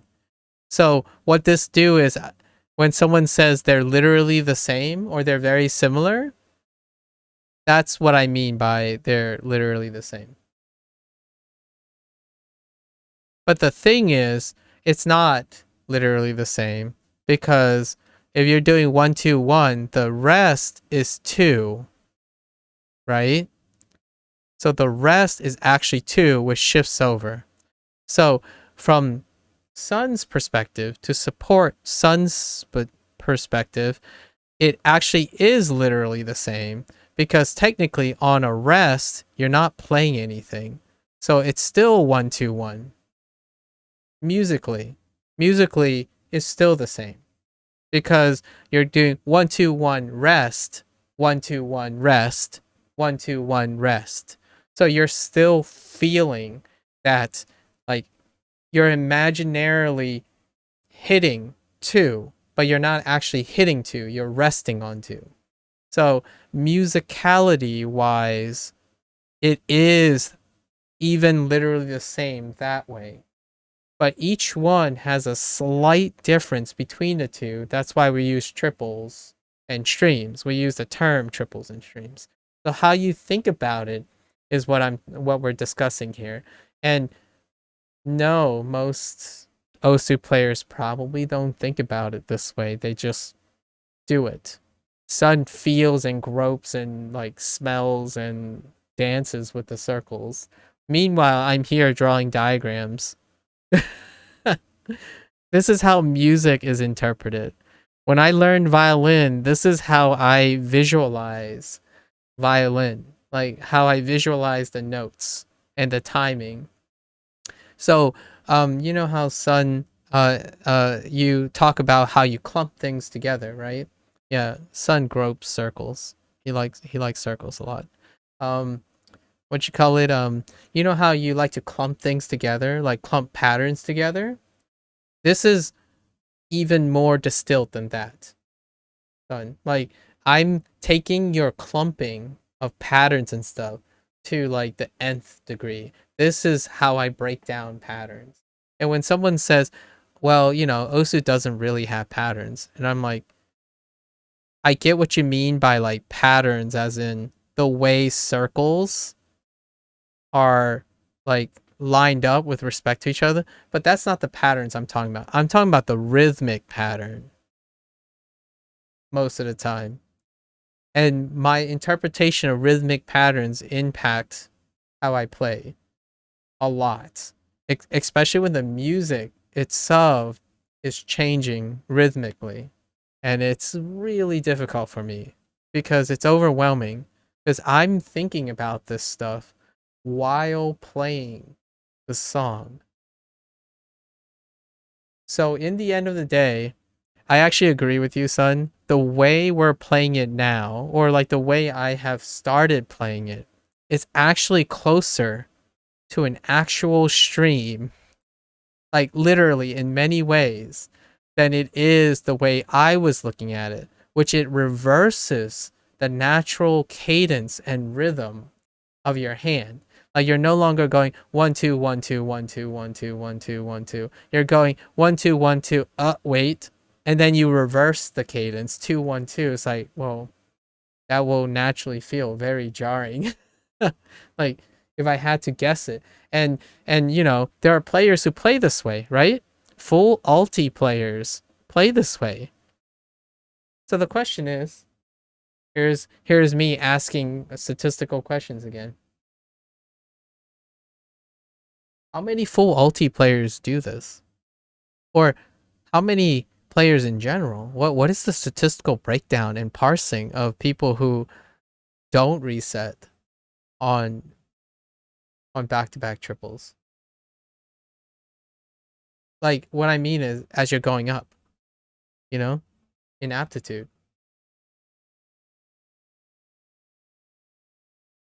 Do we know any?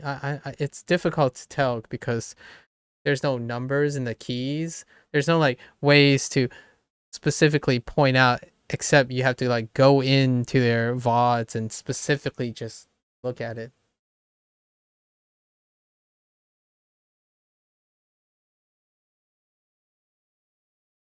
Interesting. You think it's 50-50, huh?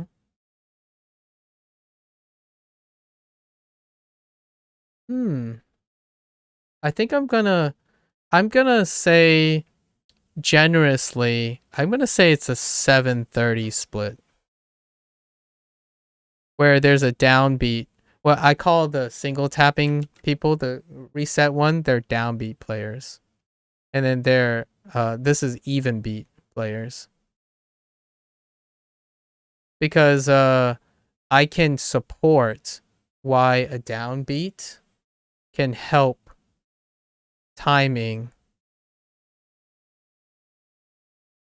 but less so equal beats, which is meaning they treat every beat equally for their fingers.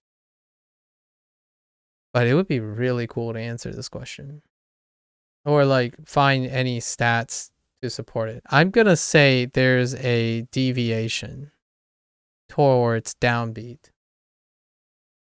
And I don't mean literally having to like slam your key on the downbeat. I'm just saying resetting creates a natural downbeat. That would be such an interesting survey.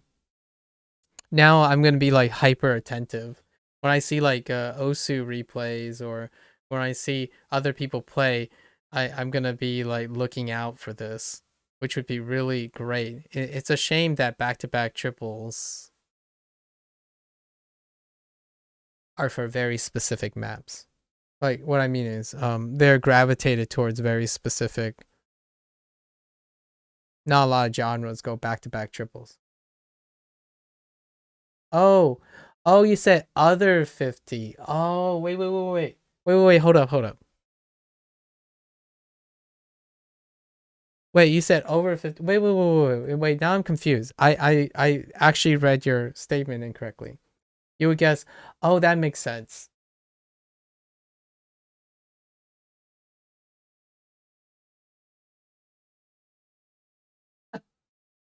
Oh, so are you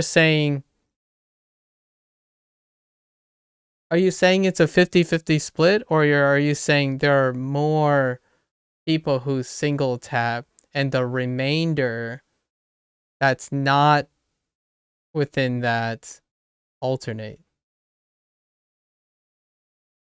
Wait, your statement is so confusing. The moment I saw 50-50, all I thought about is half and half. Like, because there's no other. 50, but I think I misread your comment.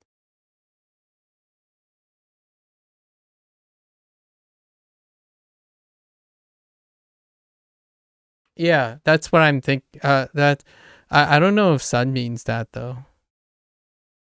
I think it's like skewed towards one side. It's kind of like drummers, right?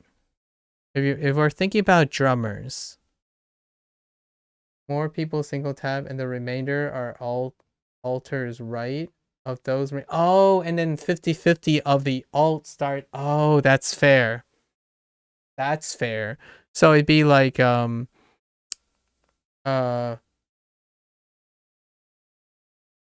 you're talking about like this way, but there's a subset. So these are alt versus single tap, but a subset of them contributes to a total of reset. So this is reset, or at least this is greater than 50 resets, and less than 50 don't reset. Is what you're saying in your statement. Got it. Got it. So you're saying it's about a 50-50 split.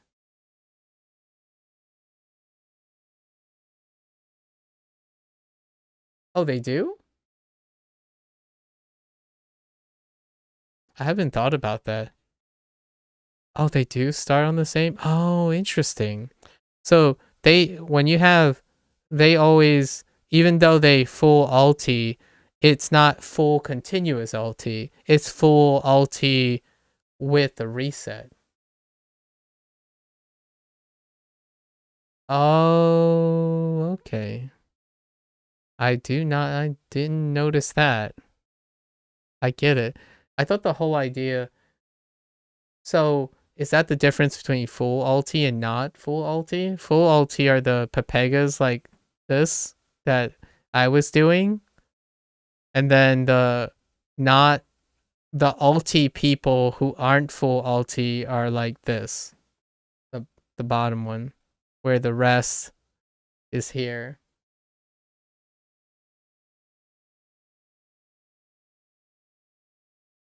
Interesting.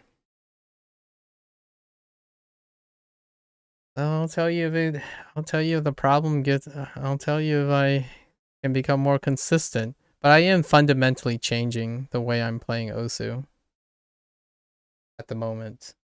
So that's what is very fun about it. I think of drummers a lot. So here's lots of questions I have about drummers. Like how does this relate? How does this make me interested? Drummers.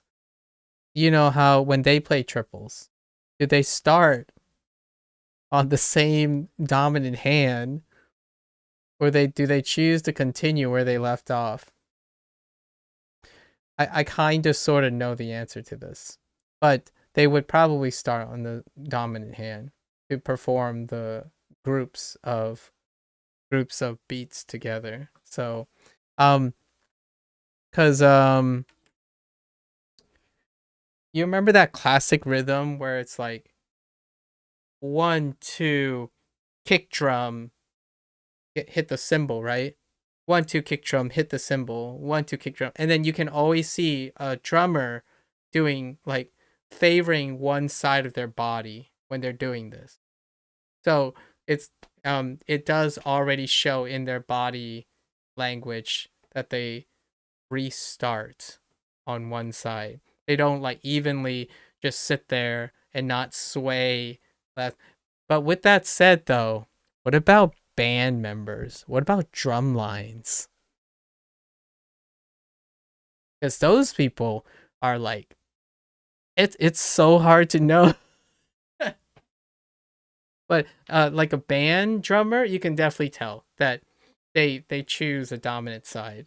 So it I mean even their kick drum, like their feet when they're using kicks is to one dominant side. So um a lot of things are oriented so that it's asymmetrical. The sides of their body are different.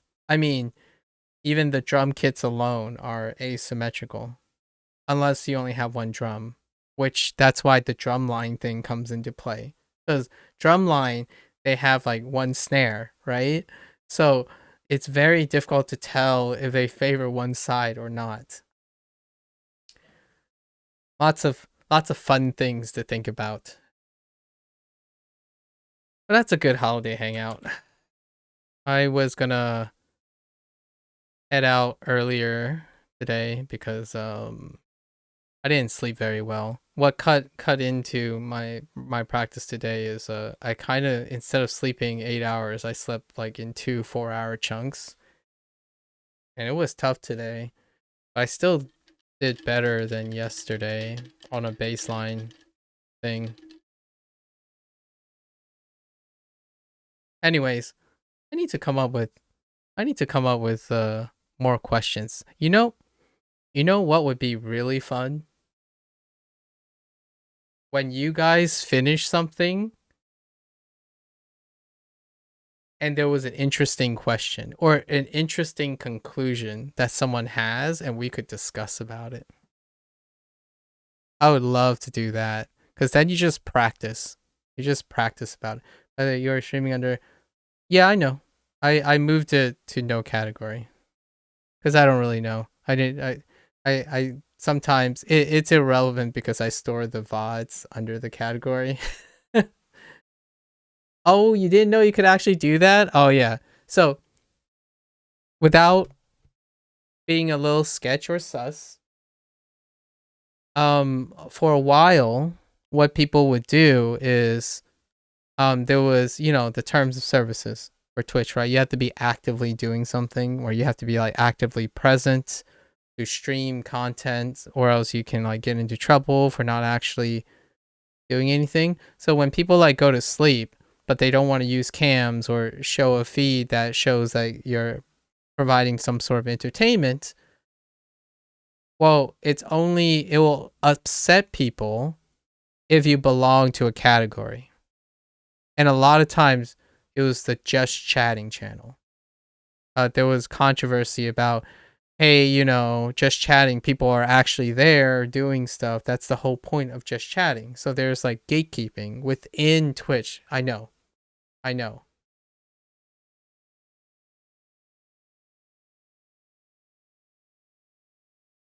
Yeah, yeah, no, no. We talked about this. I talked about, it's the game. They use the game that just happens to be I'm just sleeping. And it's kind of comical how that worked out. But for a while, the reason I came across this is because you can stream to zero category to not get into trouble. Yes. Yeah. So for a while that was a thing.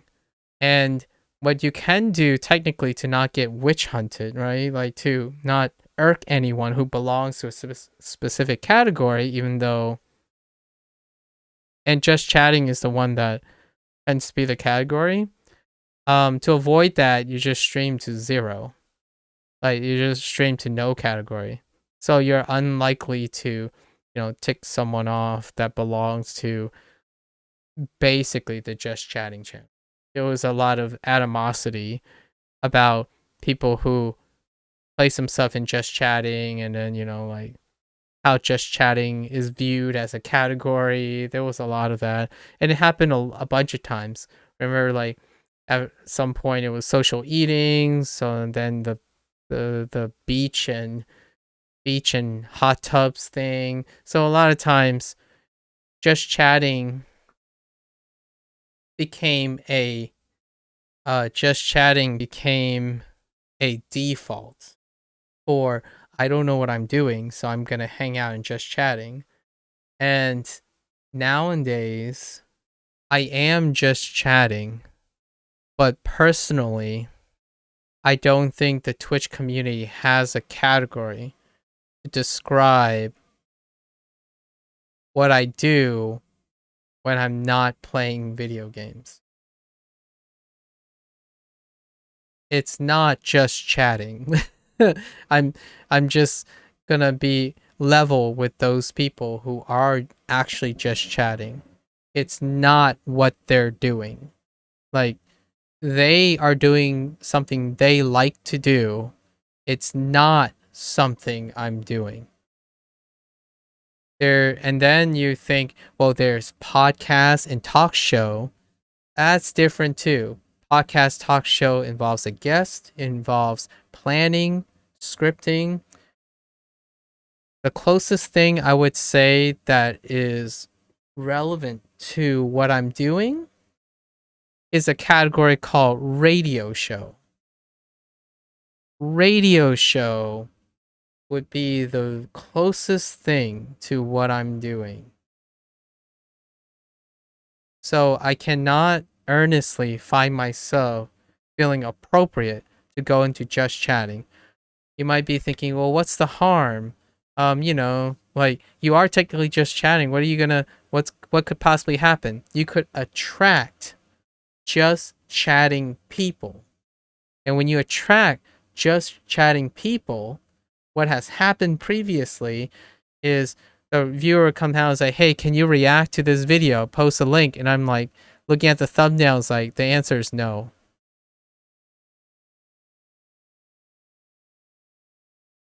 I look at the thumbnails like, dude, that looks sus.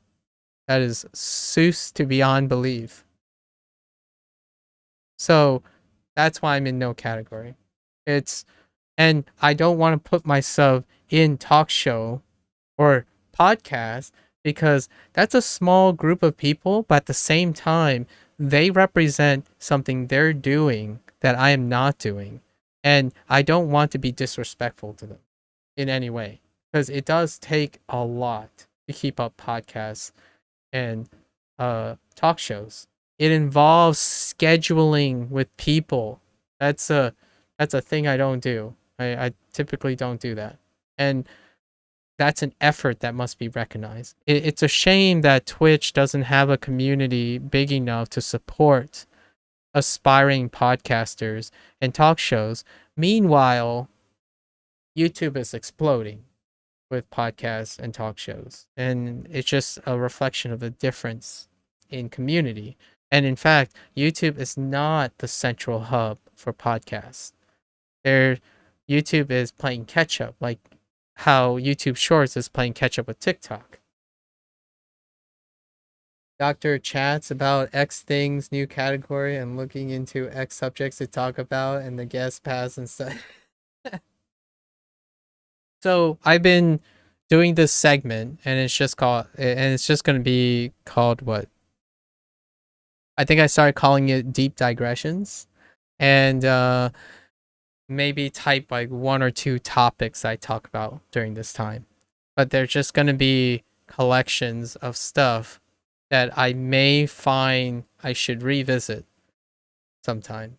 And today is one of those examples where if I find anyone saying something that's interesting, I would make my earnest attempt to keep their attention by going through, just a thought process.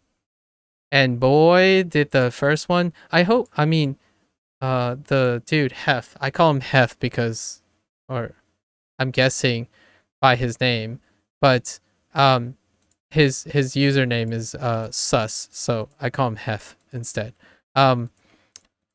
He said something, and I was like, okay, this I can bank off of.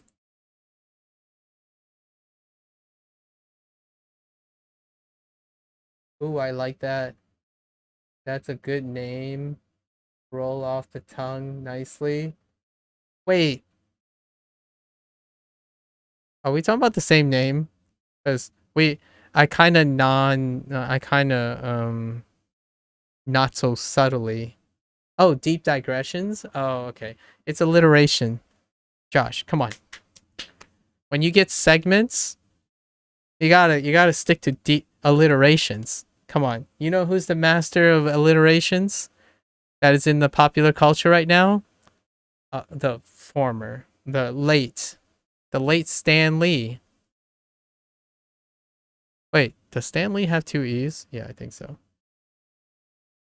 Son's not gonna find this relatable, but most of his characters are alliterations.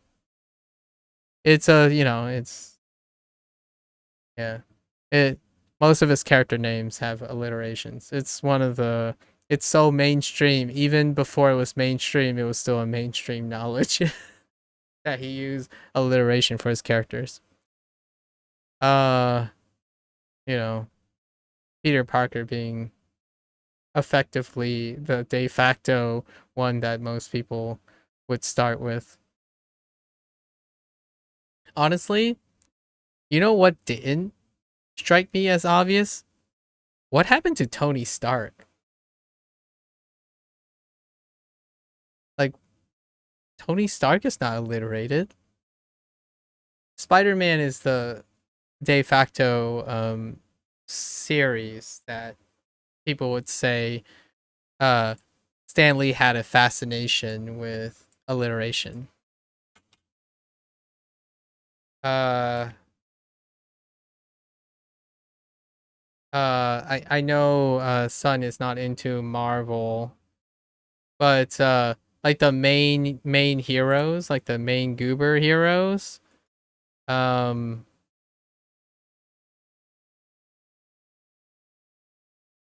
what none of these would really probably resonate too much with Sun, but like Bucky Barnes, which is, I guess, technically you could say he is Captain America in some universe, right? Uh, Matt Murdock, which was Daredevil's name. Uh, Stephen Strange, which is Doctor Strange. It's another one. Reed Richards, Sue Storm, Silver Surfer, like all the Fantastic Four things. Hulk is Bruce Banner. Peter Parker, Miles Morales. Uh, and then even the villains have alliteration, which is Green Goblin, Otto Octavius, Cletus Cassidy, Cletus. I keep Cletus. Is it Cletus? I don't know how to pronounce the Carnage guy. It's Cletus, right? Or is it Cletus?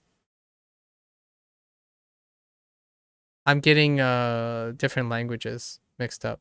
I guess you pronounce the E like an E, right? So like Cletus. Okay. And then, Morbius, right? Michael Morbius. Uh who else is from I don't know any more Spider-Man stuff. Um X-Men? Scott Summers is Cyclops. Oh, freaking Morbin time. Scott Summers is Cyclops. It's not all of them, but he does it a lot. It's just not all of them. Like, it's not a rule. It's just a lot of them. Jessica Jones, Rocket Raccoon, any other Guardian of the Galaxy ones? But the list kind of goes on. So alliteration is fantastic. Um oh, so two names, where does that start with? Yes. Specifically,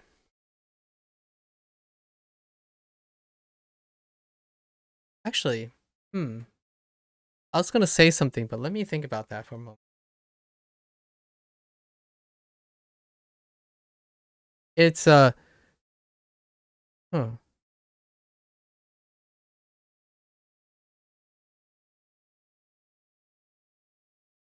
I don't know if I know this is a minor detail,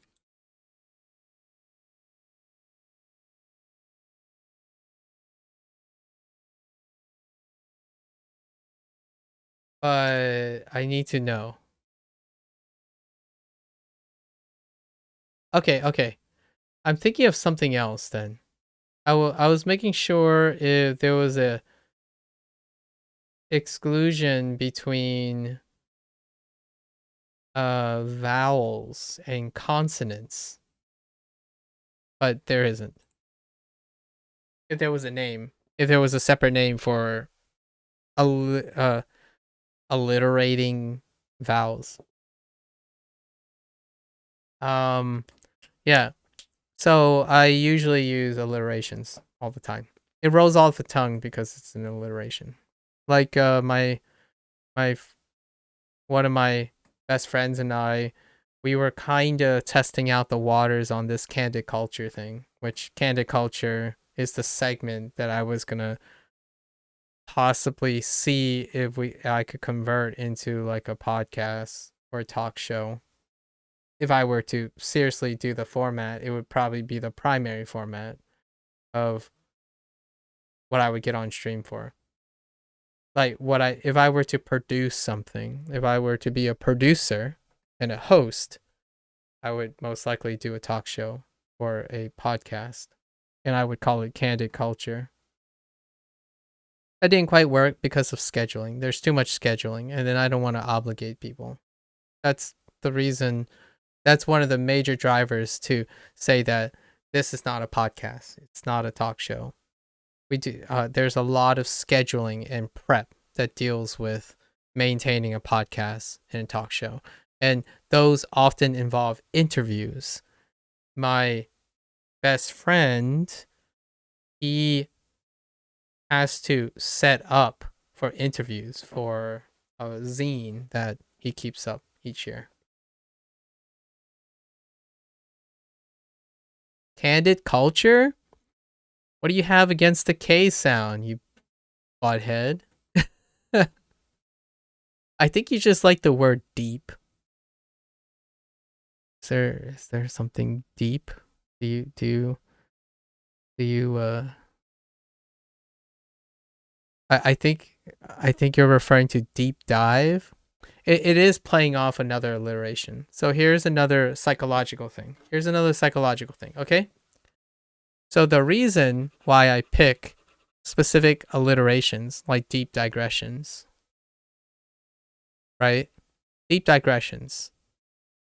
Why is this called? Why did I settle on this? Let's take a deep digression into why I selected this specific phrasing. It's largely because I wanted to pick a sound, a first sound, right? D and die, right?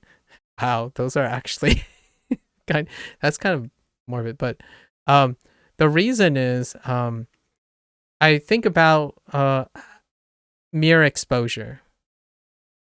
So mere exposure. Now, you're telling me it sounds, what was the word you said? Sounds better. Son is gonna roll in his grave for what I'm about to say. Yeah, just kidding. So there's this thing we call mere exposure effect, or at least not we, but unofficially by official people, I guess. It's called the mere exposure effect. And what happens is typically when you expose something, when you're exposed to something repeatedly, this is a really oversimplification. But when you're exposed to something repeatedly, you learn to think it's normal. Now, there's a danger to this. When it's normal, you can also manipulate. And this happens a lot. And you might be thinking, wait, this sounds very similar here. And then it's like, oh, but this sounds even more similar now that I put in manipulate. Yes, this is the theory behind subliminal advertising.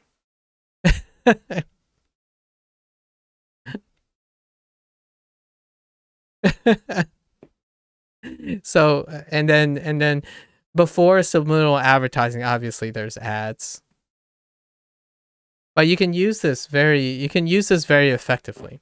So for example, Twitch people do this inadvertently. I don't know if they're aware why this is effective or why this behavior is effective.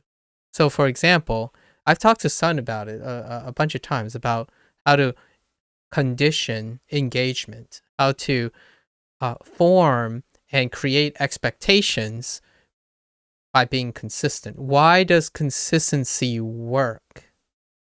in terms of behavior, in terms of yourself, in terms of others? Why does having a schedule create normalization? It's mere exposure. The more you emphasize, the more you expose, right? As in frequency, it's usually these are connected, but it's usually the frequency. It doesn't have to be true. It just has to be frequent in isolation. So, for example, if sun, oh, this is a huge deep digression before we even get to why it sounds better, but I think you've already probably connected dots, but we have to like really deep dive, right? We had to go through the steps. This is what the segment's about, okay? You could see sun could say, I am the goat for like 60 streams, right? It doesn't matter if it doesn't necessarily matter if he is truly the goat. Belief comes from frequency. The mere exposure of these associations with like himself will condition someone. Now, this sounds a little bit, I'm choosing an example that is harder to believe to illustrate that, yeah, you can still step back from this, right?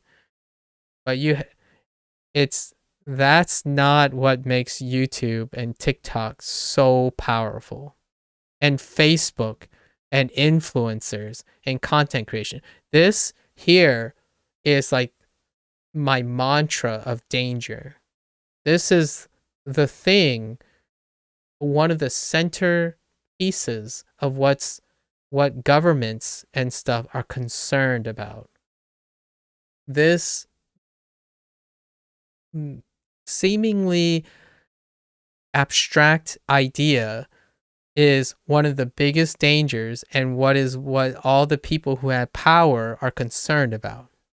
What is the word that most people, what is the, I don't want to reuse the word, but it's basically, what is the exposure, right? What is the reach? How frequently are people being inundated with the same idea, with the same impressions, same association? This is also the very same idea why people don't sponsor you and also are scared to run ads on certain platforms. All this deals with the frequency of exposure of a group of people and how that exposure is manipulated and filtered. Because the mere insistence of an idea can normalize something. That is quite literally how the approach is with normalizing inequality, normalizing diversity. It's basically from mere exposure. You just expose it and it becomes normalized. And it's very dangerous. And it can be super unintentional. The stuff that most people are concerned with is the intentional ones. The intentional, well, actually, I lied. The stuff that the layman, like people like us, maybe, like I would include myself, people like us who are concerned, deals with manipulative use of mere exposure. So things that the government and industry are concerned with is the unintentional use of algorithms. So when we think about algorithms, right, we think about YouTube, simple algorithm. If you watch something, suggest more of the same thing. What is the danger of that? Well, you can selectively isolate that algorithm could selectively isolate yourself into a corner, into a circle, into close you off permanently because the algorithm doesn't introduce noise. Not yet, but they are working on it. They were working on how to entice and create variation in the person, because what are they responsible for that's unintentional? It's great for marketing. It's very efficient to always give what the person wants to see, right? But when you're an adult, that's fine, because an adult has enough life experiences to find balance. But now you're talking about kids growing up who only has to be 13 to do this. They can algorithm themselves into a corner. It's unintentional, for example. It's unintentional. At least the benefit of the doubt is given to the companies, because those people are also people, they have family. But how to resolve this? How can we minimize unintentional problems with basically unintentionally conditioning kids to only like certain things and conditioning them to not grow as adults? And that is a scary thought. And that is like a big concern right now. The stuff that most like Reddit and the community are concerned about is manipulation, which is when someone intends to impart a truth subjectively. Like, and which is what I call subjective truths. Like, mere exposure leads to subjective truths. That's I this goes by a different name, obviously. Subjective truths. Um, I don't like the other term, and it reinforces something. It normalizes the other term, which is what I was about to say his name, but it's one of the fears. One of our leaders, one of our country's leaders, would deem as fake news. This is a product of mere exposure.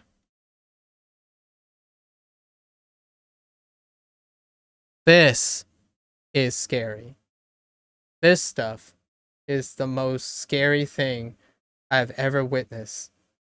In my time alive, I was still in graduate school. Like, I was still defending my PhD.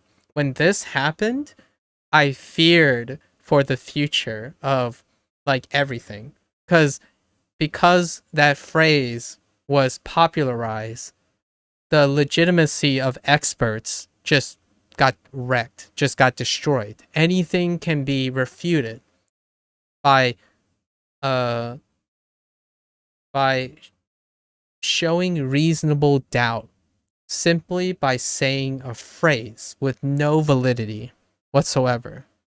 And it, without, I'm beating around the bush a little bit. That's a pun too for this uh topic. But it allowed influence and power to be gained just by using the term. And it's still to this day the most common technique for political gains. So, the United States recently had general elections.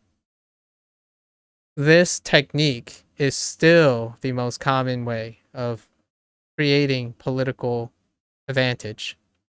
So it is a tool. I'm not talking about the morality of this tool. I'm not saying it's bad or good. I did share that I was scared about the term fake news, which now I coin for myself. I don't know if anyone else uses this phrase or not. I'm not that brilliant, so I'm sure someone has used this phrase. I use a euphemism. I call them subjective truths, because it's true to someone. It's true to the person who's peddling it. They are entitled to their subjective truths. That's I'm not there to convince them otherwise. I'm not the glorified moral grandstanding gaslighter, but everyone has their subjective truths, and you can't really You can choose to convince them if you really want to. But anyways, this stuff happens all the time, and it is a tool, for better or for worse, or whatever your alignment are. It is a tool. It is a time-tested tool. That's why when you have storefronts, clients, the algorithm, YouTube algorithm is the holy grail of mere exposure. Like, it's legit. An algorithm can unintentionally convince you of everything you believe in as true. And you would technically be the only one to blame. Technically. But, and a big but, and that at least the United States government, in my opinion, are tackling this problem now. How much responsibility does a platform have for potentially misleading and creating self-feeding truths to a whole generation of impressionable youth? We're excluding the adults, but yes, it does happen to adults. Adults are not immune to this. Most humans are not immune to this. You can convince yourself of anything if you are fed confirmation of that thing. Are rabbits cute? Well, if you watch a rabbit video that show that it is cute, you're going to get more videos that show the rabbit is cute. Even if you don't like rabbits at first, the more you watch it, the more you can possibly be convinced it's cute. Son is still rolling his eyes, but trust me, reeling in eventually wears a person down. Even if you hate something, it can still wear you down. Like, it can wear you down to the point like, oh yeah, I accept it. So even merely exposing someone, it can lead to acceptance. It doesn't have to be 180. Like, I hate this thing, but if I see it enough, I'll like it. It could be, I hate this thing, but I've seen it enough, I now accept it so that it stops vexing me. So it goes really deep, and it's not technically all under this name. It's everything that relates to this concept. And for as long as I know, Seth MacFarlane did a wonderful episode with Peter, with using Peter in Family Guy, where he basically said smoke, like, randomly throughout the episode, and that's just kind of the idea. It's how tobacco companies did it before, and then propaganda operates in a similar vein, and all this stuff is people are talking about it. Governments are talking about it. You might be thinking, what is the practical aspect of censoring data or censoring things? Or their tools, you can't, it's not like you can control how people, to tell people not to be convinced when they keep seeing the same thing happen. We just talked about Osu, and I just talked about Osu with someone else who I don't know, a stranger, still to this day. And they said something. And the way to check yourself requires a lot of effort. If I met myself, it would be exhausting to try to check yourself. Or, like, is it actually true? Do we actually know that? Well, most of the time, it's no. It's conventional knowledge. That mere exposure is one of the staples. They're one of the pillars that support conventional knowledge. I see it a lot, so therefore it has to be true. Well, on YouTube, you literally see everything you see a lot. If you want to see a specific thing, it will feed you the same thing over and over again. Of course you'll think it's true. It's the only thing you see. Now think about an adult that can comprehend, oh wait, but I know how this works. I'm only given what I want to see. So maybe I should start exercising scientific method and think about the null hypothesis.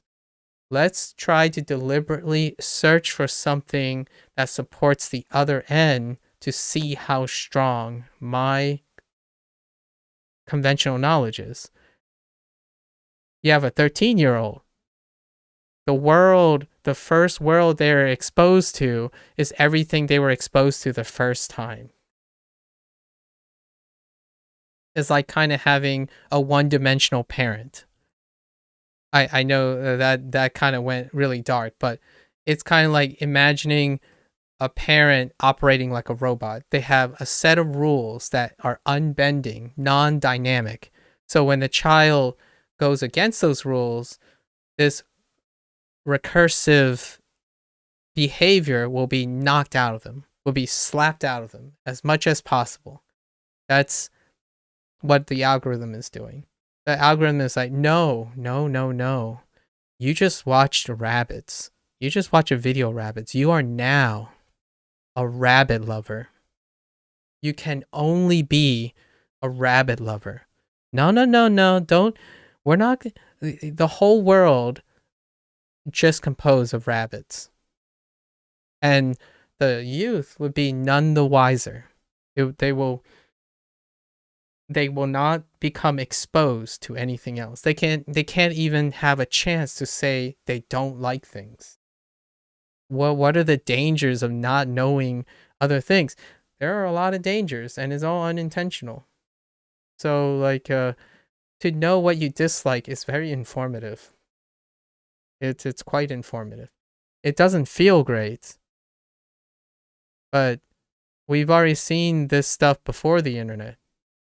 If you had a really, really sheltered child, what happens when you can no longer shelter that child? There are two classical cases that would happen. The sheltered child would become rebellious and break from their bonds and embrace that the world is really big, or, unfortunately, the child would reject the rest of the world, stay in their smaller world, and isolate themselves from it. Those are the two extremes that tend to be highlighted. In general, though, childs would be somewhere in between those two, right? But the scary ones are the ones that, one, become reckless abandon all of a sudden, and then the ones that retreat and you have to rehabilitate them in some way, because in both ways. So those are the ones that make splashes. But generally speaking, back in the millennial days, the pre-internet days, the millennials just basically get a culture shock. They get slapped around like, hey, I was a valedictorian in my school. Goes off to college. It's like, oh my gosh, this is a college filled with valedictorians. I'm using a more positive example. There are far more concerning and darker examples. But for someone who's like achieving, a child who finds out that they're just a big fish in a small pond, that's this. Out of sight, out of mind. I'm really happy to say, at least in the last 2 or 3 years, there were great strides to encourage fact checking, encouraging suspicion, but it's like an overcompensation now, right? Like the blowout, humans have this thing where like you overcompensate. So like the rise of fake news was like super viral. So to counter that, it's like a super downplay of this with fact checking. But the problem with that is it creates a super rise of suspicion. I can't spell suspicion. Don't at me. And then where are we now? It's not, we're not even to the current date yet. What super suspicion, blah, blah, blah, blah. So suspicion led to is a super downplay of expert advice.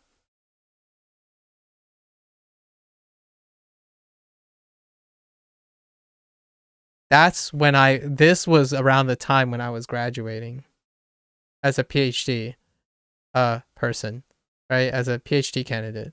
So I got my PhD around this time. And what happened? Many people who spend their lives being experts don't really know what their credibility is anymore.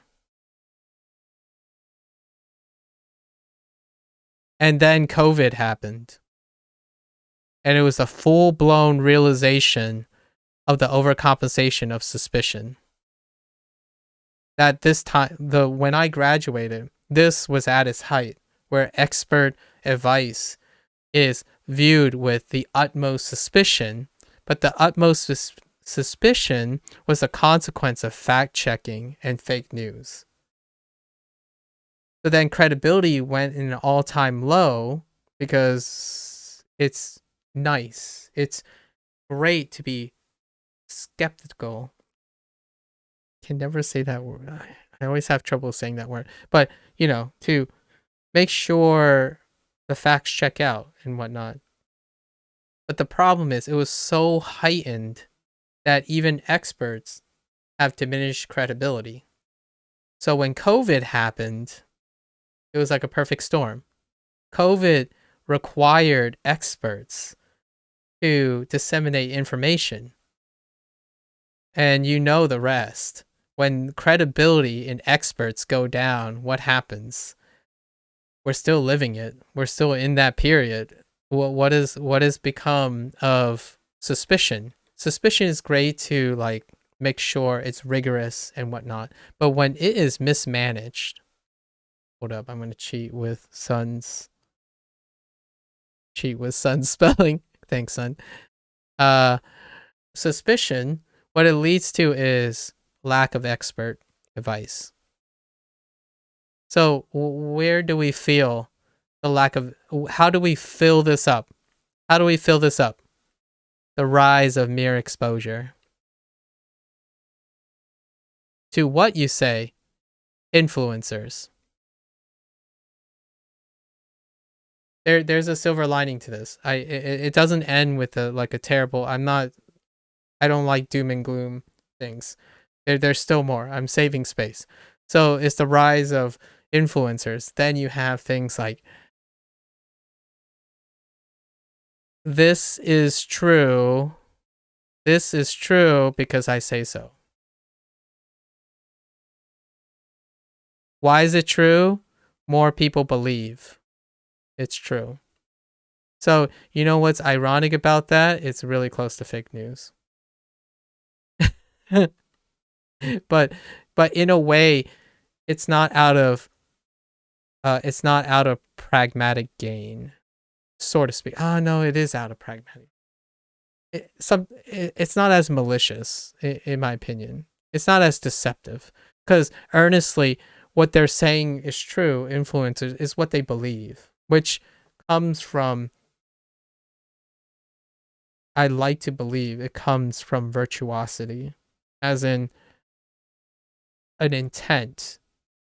Or, I mean, sure, it's clout still. Like, there is clout involved, but the intent is not one of maliciousness, right? Of manipulation. So, yeah, we're still kind of living this period. In fact, it has gone to a new level. It has gone to a new level. Now, the viralness, the viral trend, right, is to say, am I lying? Tee-hee. That is the current trend we are in right now. How do people do this? Well, you have people who literally do it incorrectly. And when you do it incorrectly enough, it becomes true. Which is what I'm observing right now.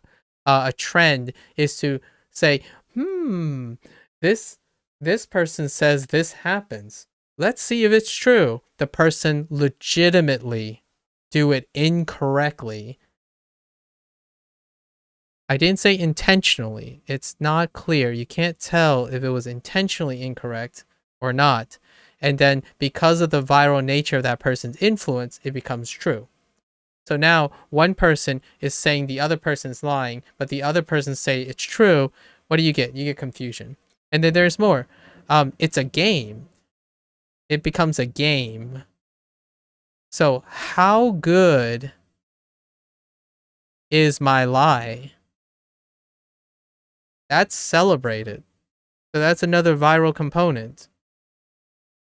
And then you know what the Kremlin, the saving crown that reinforces all of these reactions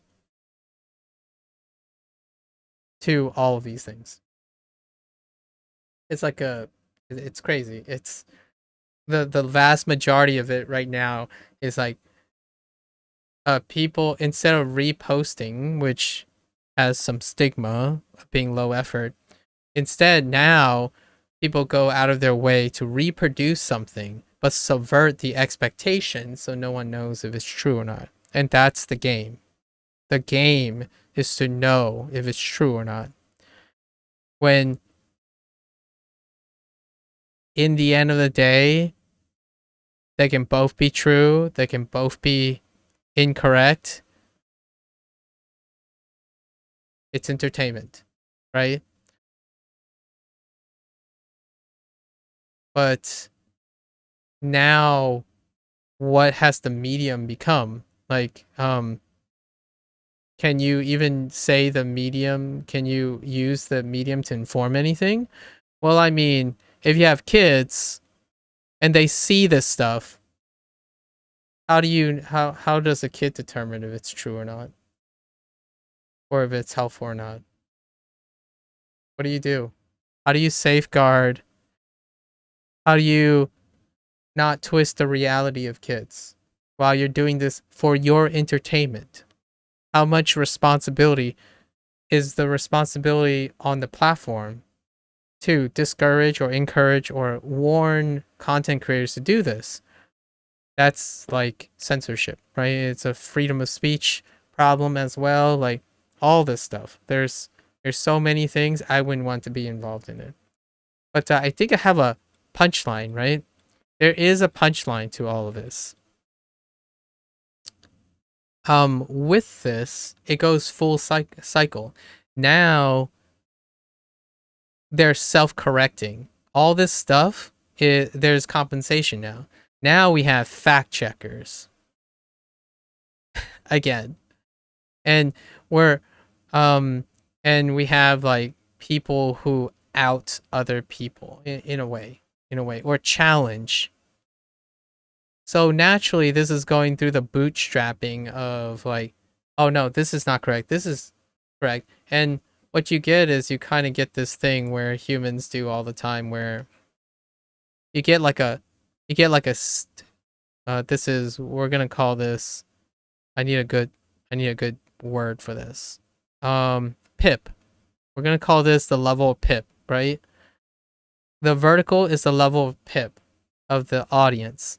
And this is the stimuli, like when a viral, or like when a video went viral, right? So when a video, like you get pip here, say some default pip, but when a video hits, it's gonna go up here, right? It's gonna, and then what they do is like, oh no, then the pip goes down wildly, like below the thing or below wherever it is.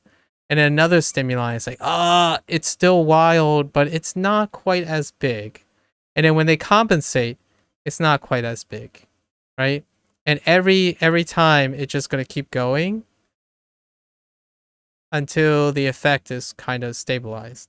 And this little imaginary ground will happen eventually, where there's gonna be like a, we're gonna call it like a steady state, where there are forces pushing pip equal to the forces reducing pip. It doesn't matter what pip is. I'm just using pip as an imaginary unit of reaction. So Where are we? I feel like it's been like 4 or 5 cycles now. So eventually it'll become consistent. So then we have like all these like all the pillars that are supporting this and all the pillars that are depreciating this. And then we'll find a baseline. And what is this baseline called? What do I usually refer to this for? Standardization. I mean, sometimes we would say gold standard, but not all standards are gold until evaluated. But this little normalization for consistency, that's what standardization, in my opinion. And that creates a baseline. So in the future, when we get close to this, we will know what's crossing the line overall. Like we can, as a community with opponents and disagreements and stuff, we know where the line is. This line. We don't know to when it's crossed and when it's safe, you know? So this is the line. It's the standard line. Where all right now, we're in a stage where pretty much anything still goes in the internet. The internet is what? I'll give it a good it's almost entering its peak years. You know, it's just become an adult. It graduated high school recently, right? Now it's going into its 20s, and now it's starting to discover itself. I know I'm anthropomorphizing the internet, but the internet is a spawn of humans. We gave like as a community, as humanity gave birth to more or less a microcosmic living organism extension of the human community, and that's the internet. It is a figurative, metaphorical child of the summation of all most of the humans on this planet put together. It's like a super child.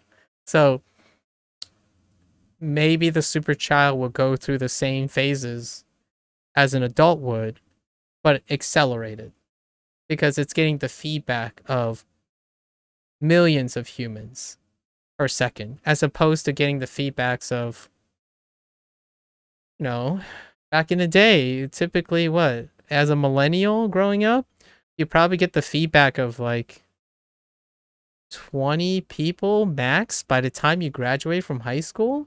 You know, throw in a few teachers, your closest family members, and maybe 3 or 4 friends. That was your max exposure. Now we're talking about millions. So perhaps this acceleration thing is gonna get closer. And that's kind of my digression of the microcosm of the internet right now. The internet is young, it's impressionable.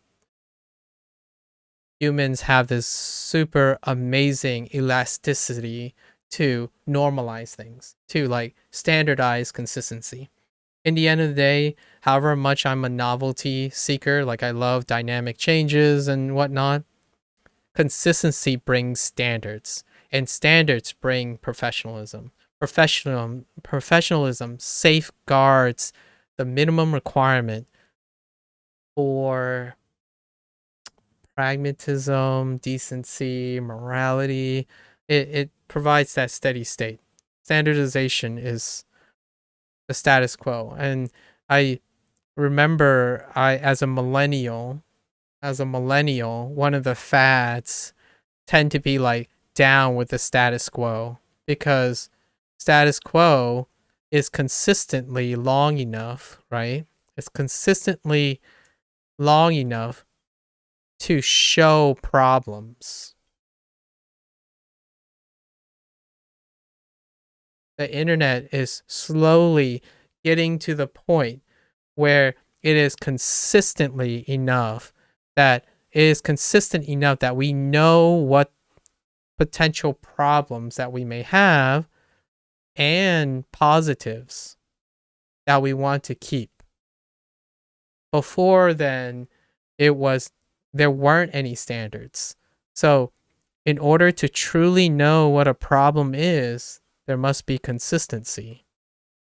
Because then the problem would be constant. It's a moving target.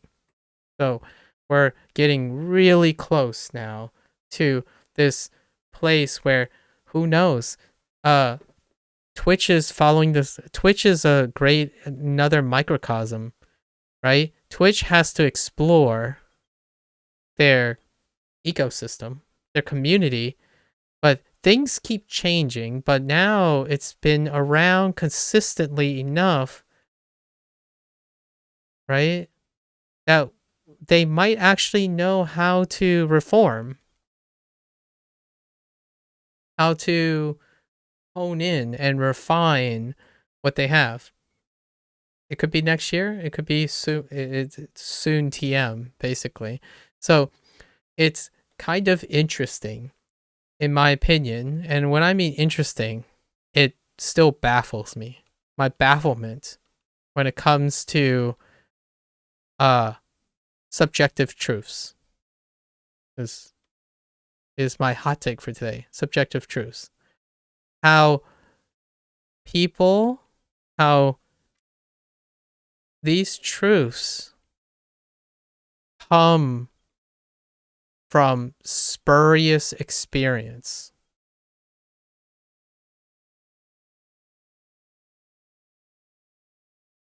As opposed to relying on consistency. Case in point, today's Osu comment, today's conversation, comparing Eterna as a standard to compare the relative retention rate of stamina and technique with respect to a cohort. Eterna is one person. It is probably the one of the easily most inconsistent source of data you can possibly ever rely on to make any even subjective truths, let alone an objective one. And even then, with the whole subset of Osu community, you can probably still not produce enough of a consistency.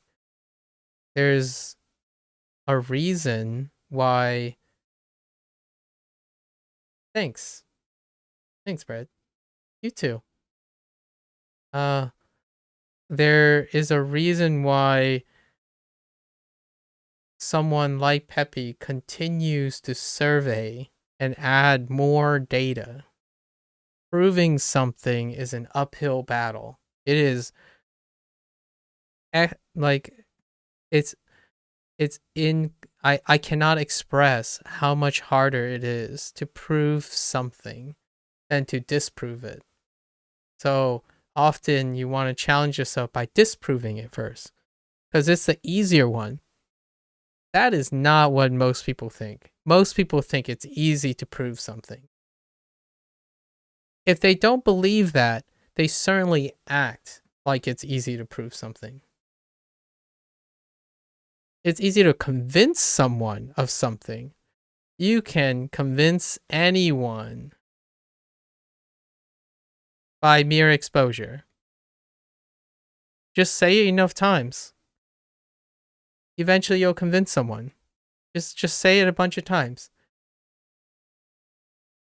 To prove it?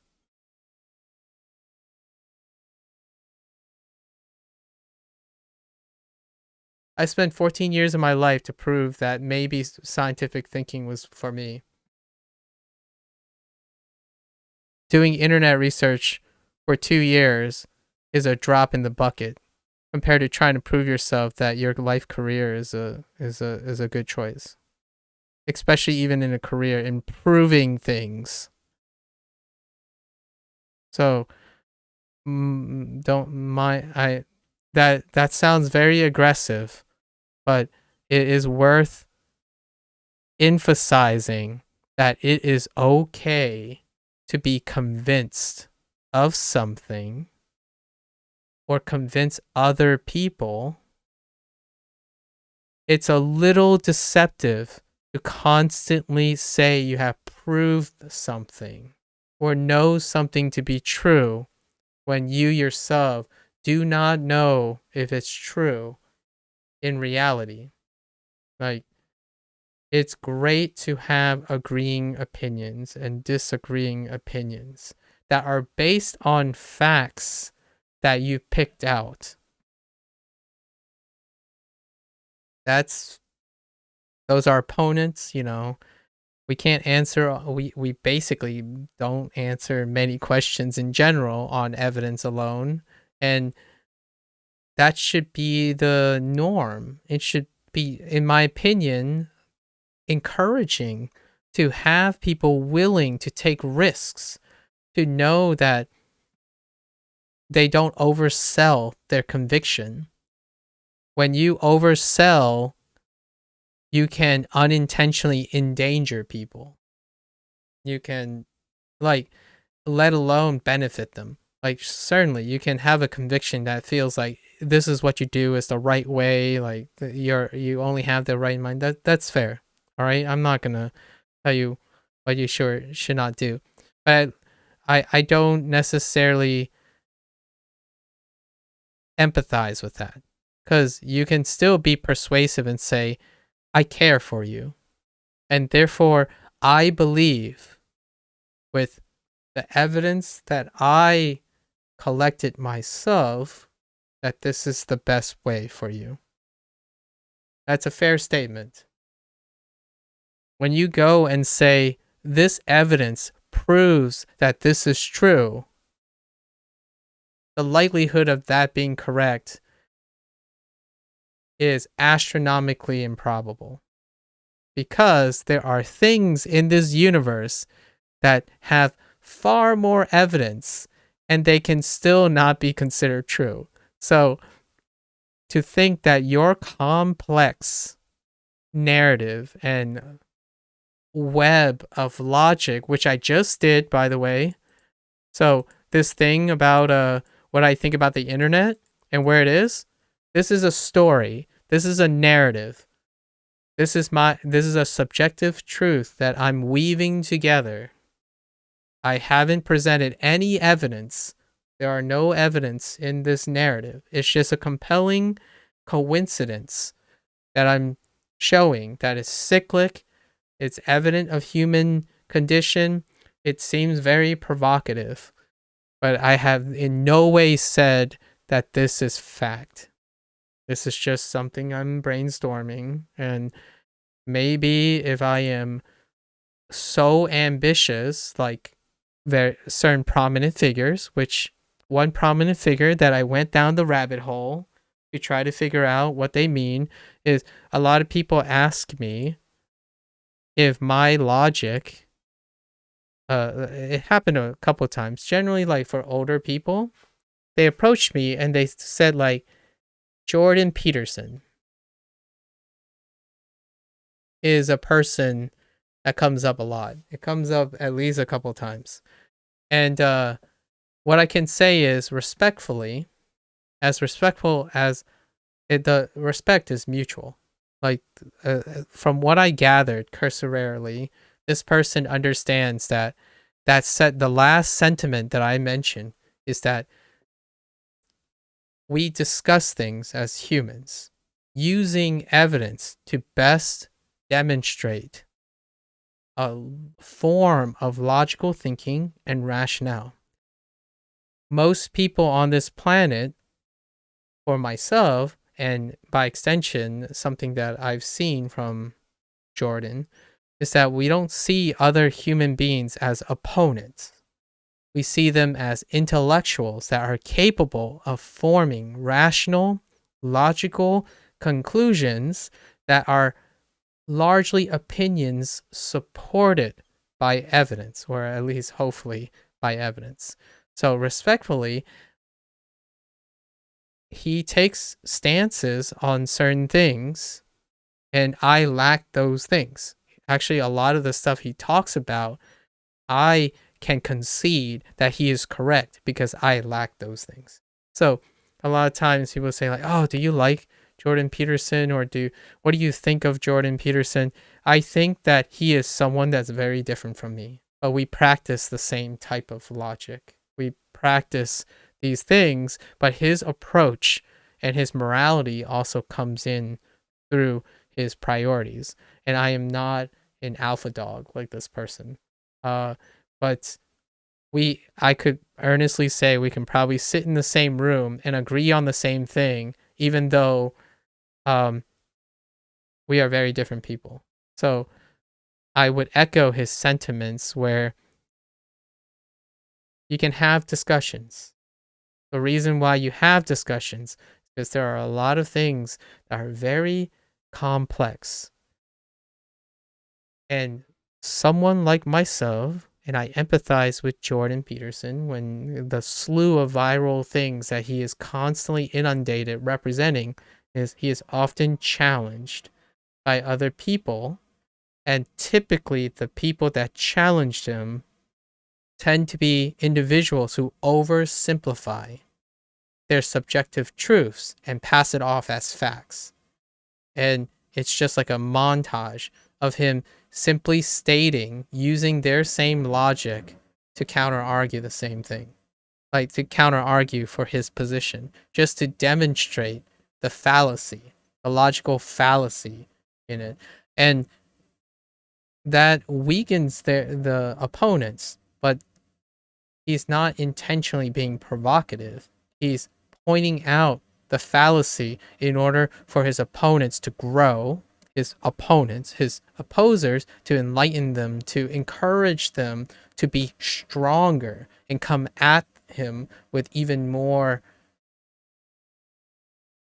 to grow, to be intellectually challenging, right? So one of the more common threads are like there was a statement, someone interviewed Jordan Peterson and said, how does it feel to uh, be provoking other people? Being provocative, basically, like being controversial, right? And immediately, my first thought was, based on what I hear him say, like the interview, it's not, I did not see an intent of provocation, which coincidentally, this video confirmed, at least from his mouth, like his self, that yes, there were no intents, no intent of provocation. What is accurate is that people find his statements provoking. You might, and this is the subtle difference that I suggest. This is like the primary thing that I suggest all the time, not in the same words. So he is not inwardly looking. His intent when challenged was he is stating what he believes is to be true to the best of his ability. It had very little to provoke people, like clout chasing, for example. It's in earnest of informing and enlightening his quote unquote opponents, his accusers. It is, as always, like what I emphasize, the distinction is that you cannot control the response of other people. It is a consequence of that. So Jordan conceded that Peterson, like I guess it's Dr. Peterson. I'm pretty sure he has a PhD. Dr. Peterson, actually, he's a clinician too. Now that I think about it, a former clinician. He's a psychiatrist, I think. I'm not the best on his background. I didn't want to bias myself towards an expectation of this person, so I chose to be a little bit kept in the dark. People find his things provoking, which is his concession. Yes, the stuff he says can be very provoking to people, but his intent was not to provoke. There's a whole difference in that. And a lot of times That's the difference between gaslighting and projection. So the interviewer was trying to gaslight Peterson to convince him that his intent was to be provocative. And he first shut that down early. And then he followed up immediately by saying that the power of people's reaction to his statements are within their control. He is not gaslighting them to being provoked, because that's not his intent.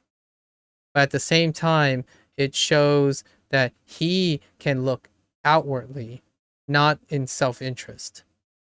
While this person, what they are insisting is they understand him more, so gaslight him, and then they further inferred. Oh no, I just lost my thought. Oh, and they further projected that because he says provocative things, they're probably motivated to be provocative. So the interviewer just demonstrated that this is what they think of themselves. So they think that if I was trying to provoke someone, I would be successful at provoking people. When you try to provoke someone, it's up to the people to be, you can be fun. If you intend to be funny, that doesn't guarantee that people think you're funny. It works the other way around too. So the interviewer in this situation struck me as someone who just got caught with their pants down. And that happened repeatedly, over and over again, where where Dr. Peterson would already be ready to prep on strongly separating intent from response and cause from effect. That's his whole spiel. Dr. Peterson's ability is to dissect what is causality and perspective. For example, we'll touch just slightly. I like to touch one of his topics slightly. The whole like gender gap. The whole gender gap, right? There are some concessions that one can make. There are facts, right? Like female suffrage. It's a fact. But there are other facts. These are facts used to support something. And a lot of times male dominance is a topic that comes up a lot. So instead of suggesting if this is true or not, like say true or false, the goal of his statements are to provide an alternative perspective, a perspective that can challenge the strength of this argument, provide alternative perspective. Whether he is right or not, it's definitely up to him. He kind of thinks he's right. Sometimes he infers he's more correct or more likely to be correct, and I can respect that. But I find it admirable that he is providing alternative explanations. Because when you wholeheartedly and faithfully peddle a perspective by mere exposure, you can believe in its truth, but the strength of that narrative is supported by how weak the alternatives are as well. So male dominance, like I prescribe to this, like I can understand where this is coming from. So the logic is like, Males earn more, right? The statistics, yeah, and then males have uh, high paying jobs. Sure, all this stuff. If you select enough data, if you select the data you want, these things can logically follow male dominance, for sure. But what he illustrates as an alternative perspective is what he did was he took the logic of his opponents, or not really his opponents. I keep using the word he doesn't want to use, of his, like,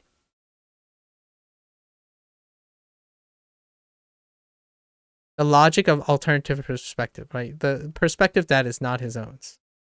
That is not his own. So these people, you can use the same logic and say, well, males are convicted of more crimes. Actually, more males, even as well. So what he does is he takes the data, uses a similar approach in logic as the other one, and then the interviewer would counter and say, wait a minute, but that's not answering.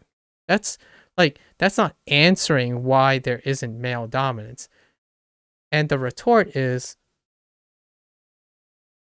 instead of him doing that's what you're doing as well, so what about your argument? Your argument is predicated on the same logic, and it's just as weak and hypocritical. He takes it one step further and say, well, I'm trying to look for an answer.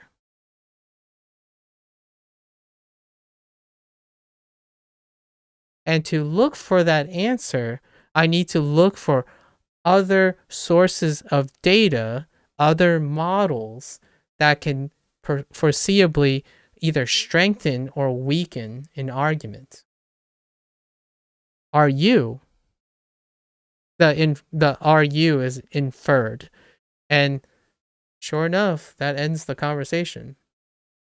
Like, this narrative, did the people who peddle the most provocative, the most important narrative, are they continuously refining and constantly strengthening their narrative in a reasonable, logical way and constantly addressing the alternative opposition? Well, they aren't. That's the idea. Like, it's mere exposure. It's popularism. And I appreciate that. I really admire that. That is almost legitimately null hypothesis testing. He is tackling extremely inherently provocative topics. He's not creating the controversy.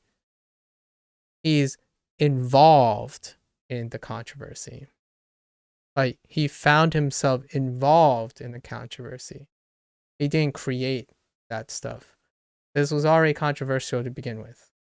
There wouldn't be this constant dialogue, if there was a thing. So if we take something as harmless as Osu, for example, well, it's not really harmless because some people really actually weigh Osu as a way of life. Then you get down to, hey, I heard that the best way to build stamina is to alternate. Right? Or, hey, tablet players are superior to mouse players. It happens all the time. All right? Now, the question is, if we follow statistics, if we follow the data, is that definitive enough to support the truth?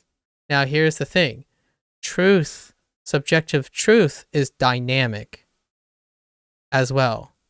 Subjective truths, they're subjective, right? So they're subject to change. And specifically, subtext should change over time. And that's what makes these important discussions. It's a discussion that, as a intellectual, especially, I don't know I don't know what Dr. Peterson would react to this, but ultimately, the dialogue that he's constantly involved in is healthy for a society. Um, Trying to think that a utopian society does not have dialogue is unfathomable to me. Like, do you like does a utopia not have obstacles to discuss about? That's a weird question, right? And sure, it's a philosophical one and whatnot, but it's a shame, in my opinion, that there are these two people or these two sides, or maybe whatever the multiple sides that Dr. Peterson represents, and the multiple sides that, I don't know, the extreme left, the extreme right, or whatever label you use now, their intent is probably noble in a long run, but at the same time, they view this type of controversy and conflict not as to strengthen their resolve and strengthen the overall solution to problems and stuff, like a collaborative effort. They see opponents. It goes way back to what Peterson said once. He doesn't see opponents. He sees collaborators, individuals who challenge and, challenge, refute, challenge, refute. The strength of conventional wisdom and the strength of, like, interpretive analyses of data is powerful. It's equivalent and, well, not equivalent, it's proportional to how many people use that evidence and interpret that evidence. If you feel like you're unchallenged in your conviction, if you believe a truth is unchallenged, you don't know the strength of your argument. And the moment you meet that challenge, well, let's just say I have a lot of anecdotal experience of this. If you are unchallenged and you go unchallenged, what happens when you meet a brick wall? I.e., probably me. And I don't mean like I'm provoking the person, just like Peterson. What happens when I ask a question? Right? You're so sure of your narrative. How strong is it? Well, you never have to defend your narrative. You just accept it as truth, right? You never have to defend it. What do you have?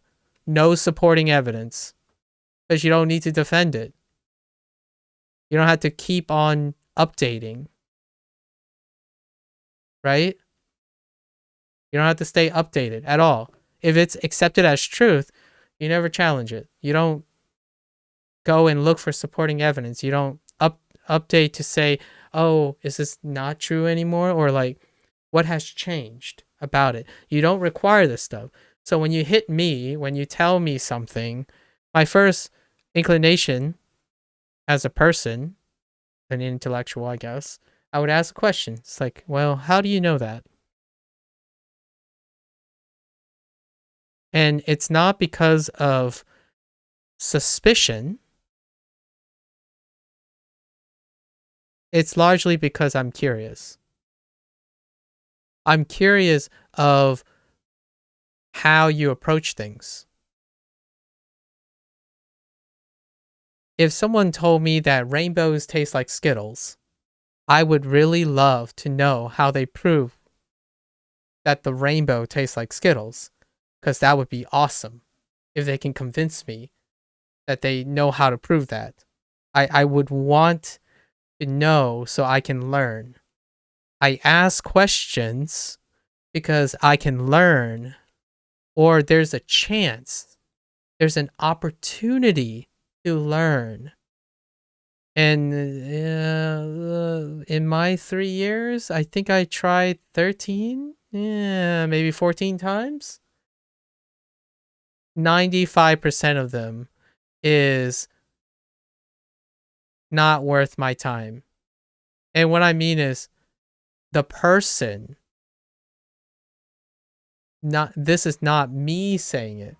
This person decides it's not worth their time. So they just leave me. More like leave me hanging. Okay? So this is the most reasonable route, right?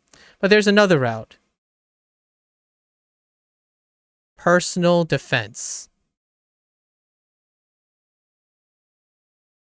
And the personal defense is the person would get offended and they would try to defend, but how they defend can come in two things: self-victimization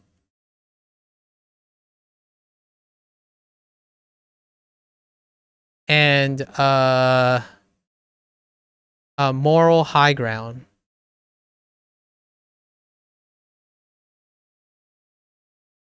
A good statement would be like, "Oh, you don't trust me."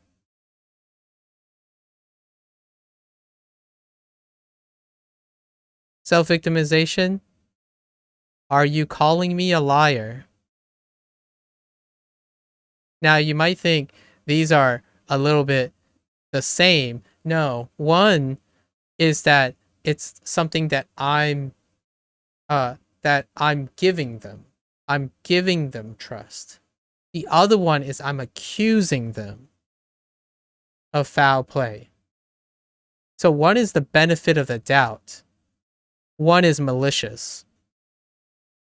And then there's a third one, which is I am right. It doesn't matter what you think.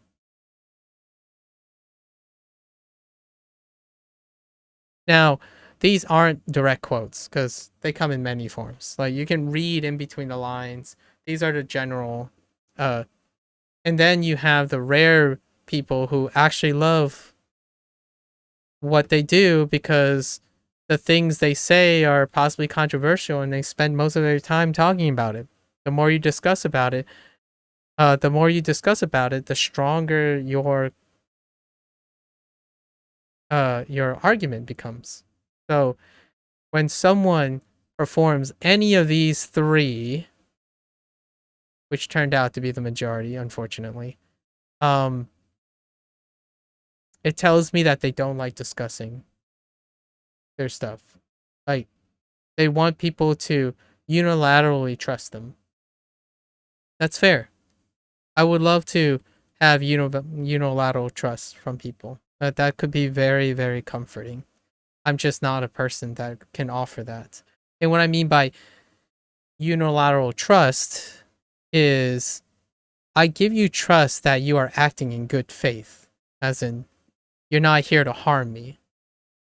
I can't give you trust without about not wanting to discuss things.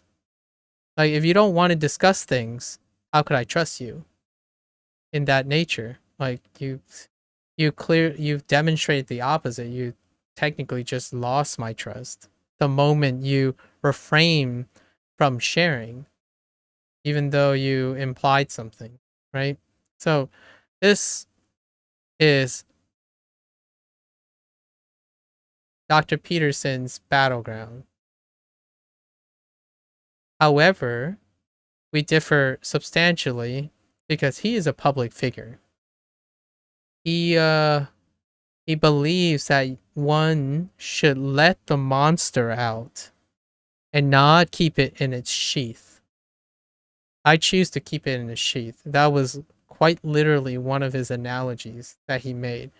He believed that if you have a monster in at your disposal, you let that monster out to the benefit and allow people to see the opponent that they have to beat in order, like, to see what is the strongest thing, the most valid way of approaching problem solving and whatnot.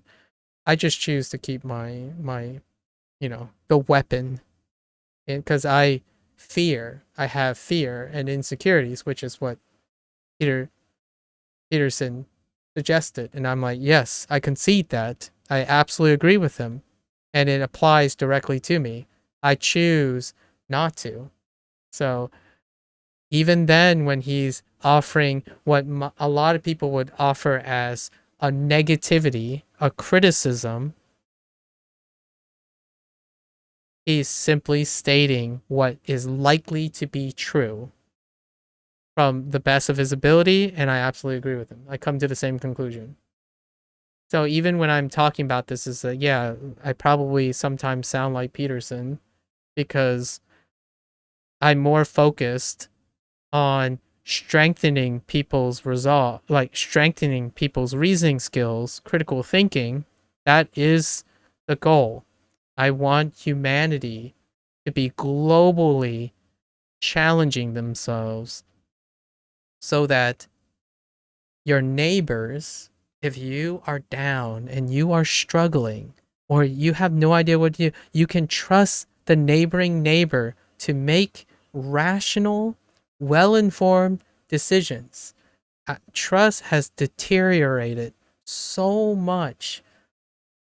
And it's not, in my opinion, it's not strong enough yet to support the weight of the internet. The internet is challenging humanity unprecedentedly. This is the newest obstacle for humanity. How do we elevate our standard to meet the demands of the internet?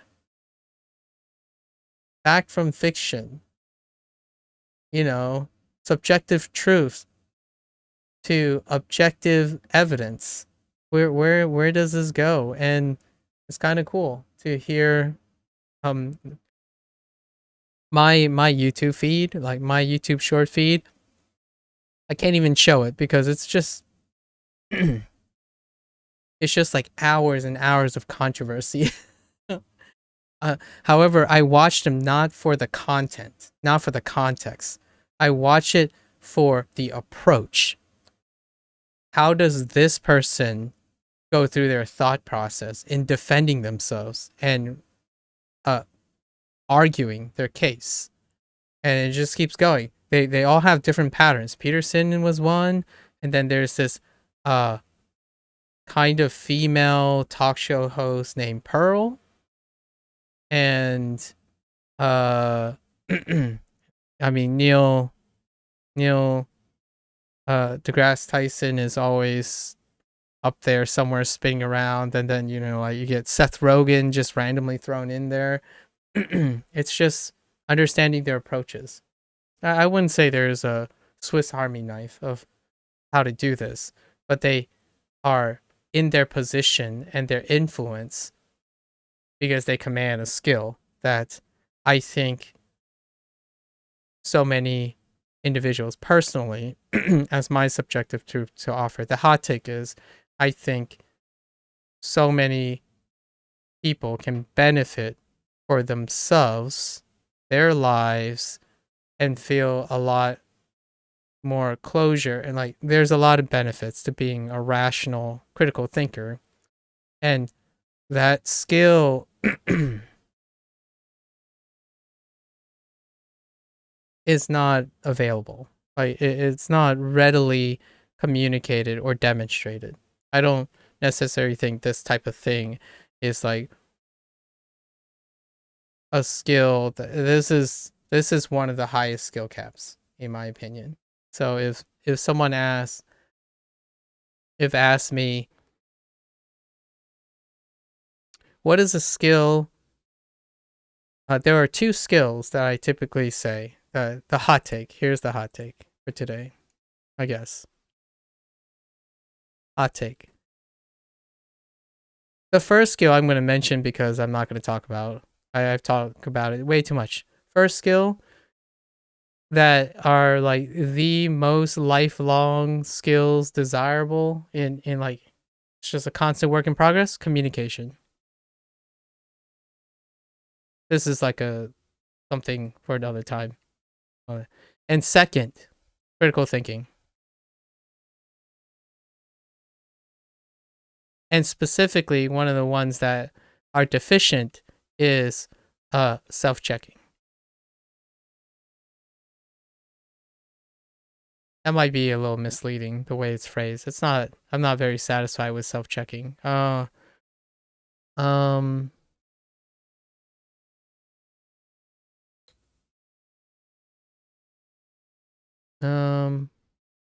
I guess you could call it like a perception check.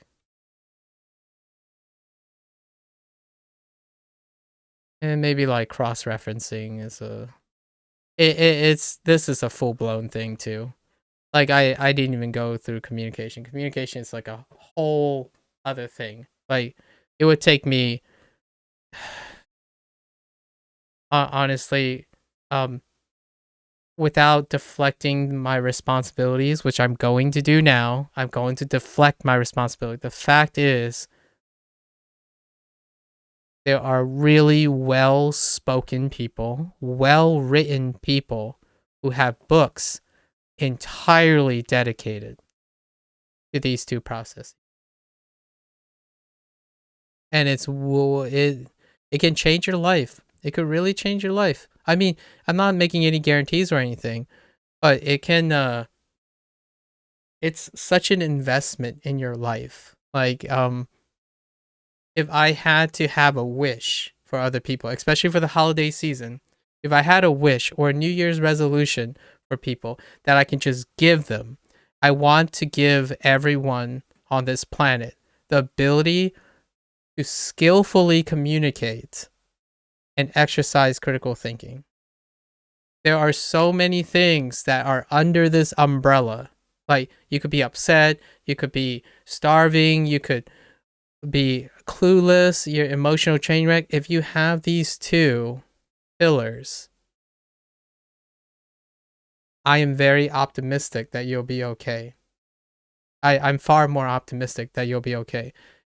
I'm so much more sympathetic when I hear things like, hey, and it is being realistic, but like, I know I'm doing this, but no one really wants this, and it's going to be really hard to get a job, and I don't know what to do, but I'm still going to do it because it's the only thing I want.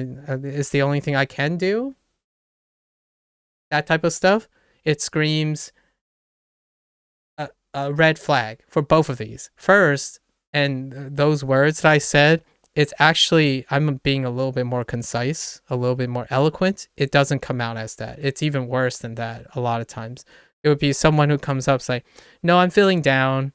I feel like nothing works out. It's even vaguer than that, like much more vague. And that deals with communication, being succinct, concise, being able to express things and answer questions when asked. And then critical thinking is like that flow of logic that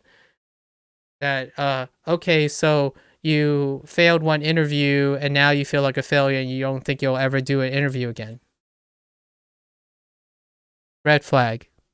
I need to come to that conclusion comes from a deficiency in critical thinking.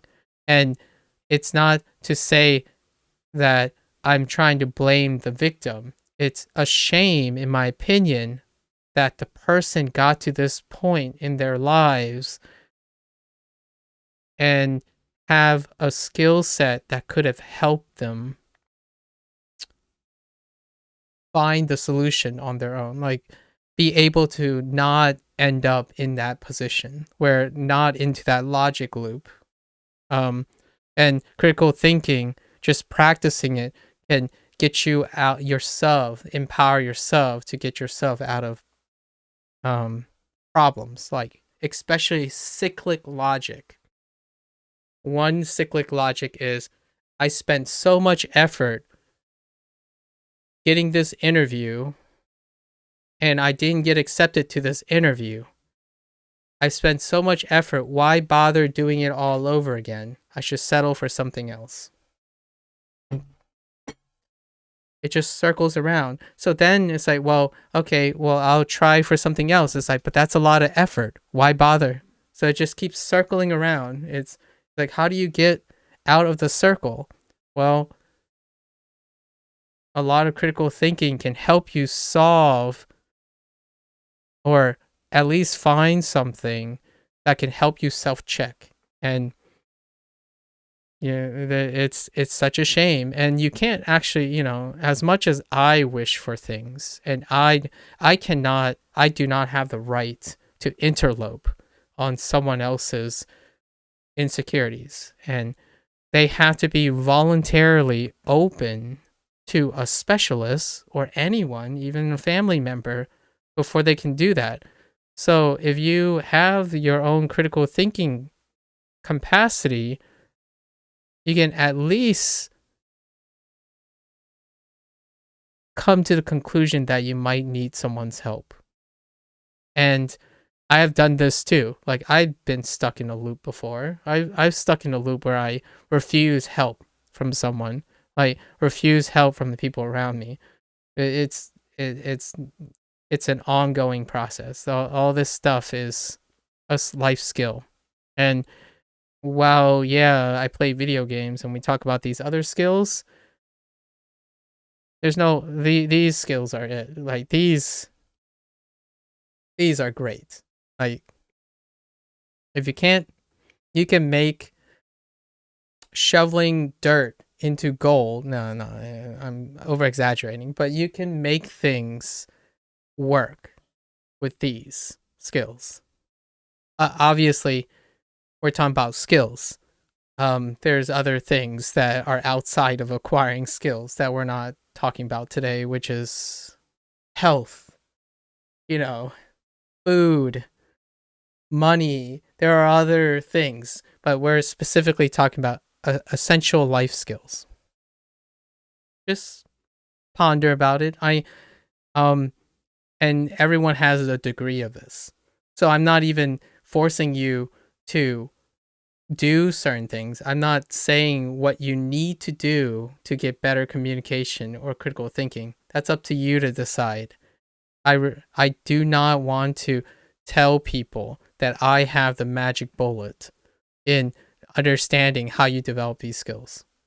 I just want to tell you that you might want to consider how important they are, and you probably already could agree with me that they are important because you already have these skills. How developed they are is also subjective, but for me, subjectively, these are very important. All right. So with that said, thanks for listening. From time to time, I guess I will try to do these things. I think the segment I'm calling now, I'm just gonna dump these VOD portions into like a repository of deep digressions under the deep digressions, and then we'll see if I might turn these into like things I write about, or more formal text. But anyways, happy holidays again. Happy New Year's to all those who observe New Year's. I get like this all the time when it's near the end of the year.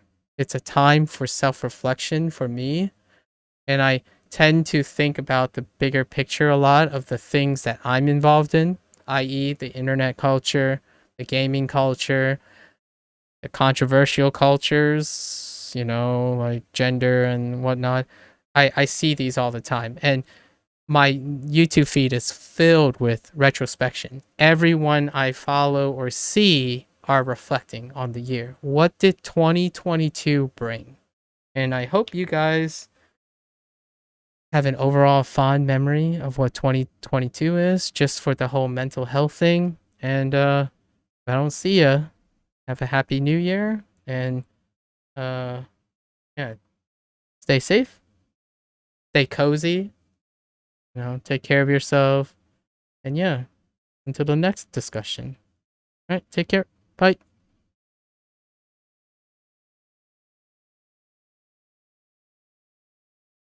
Yeah, you too. Thanks for hanging out.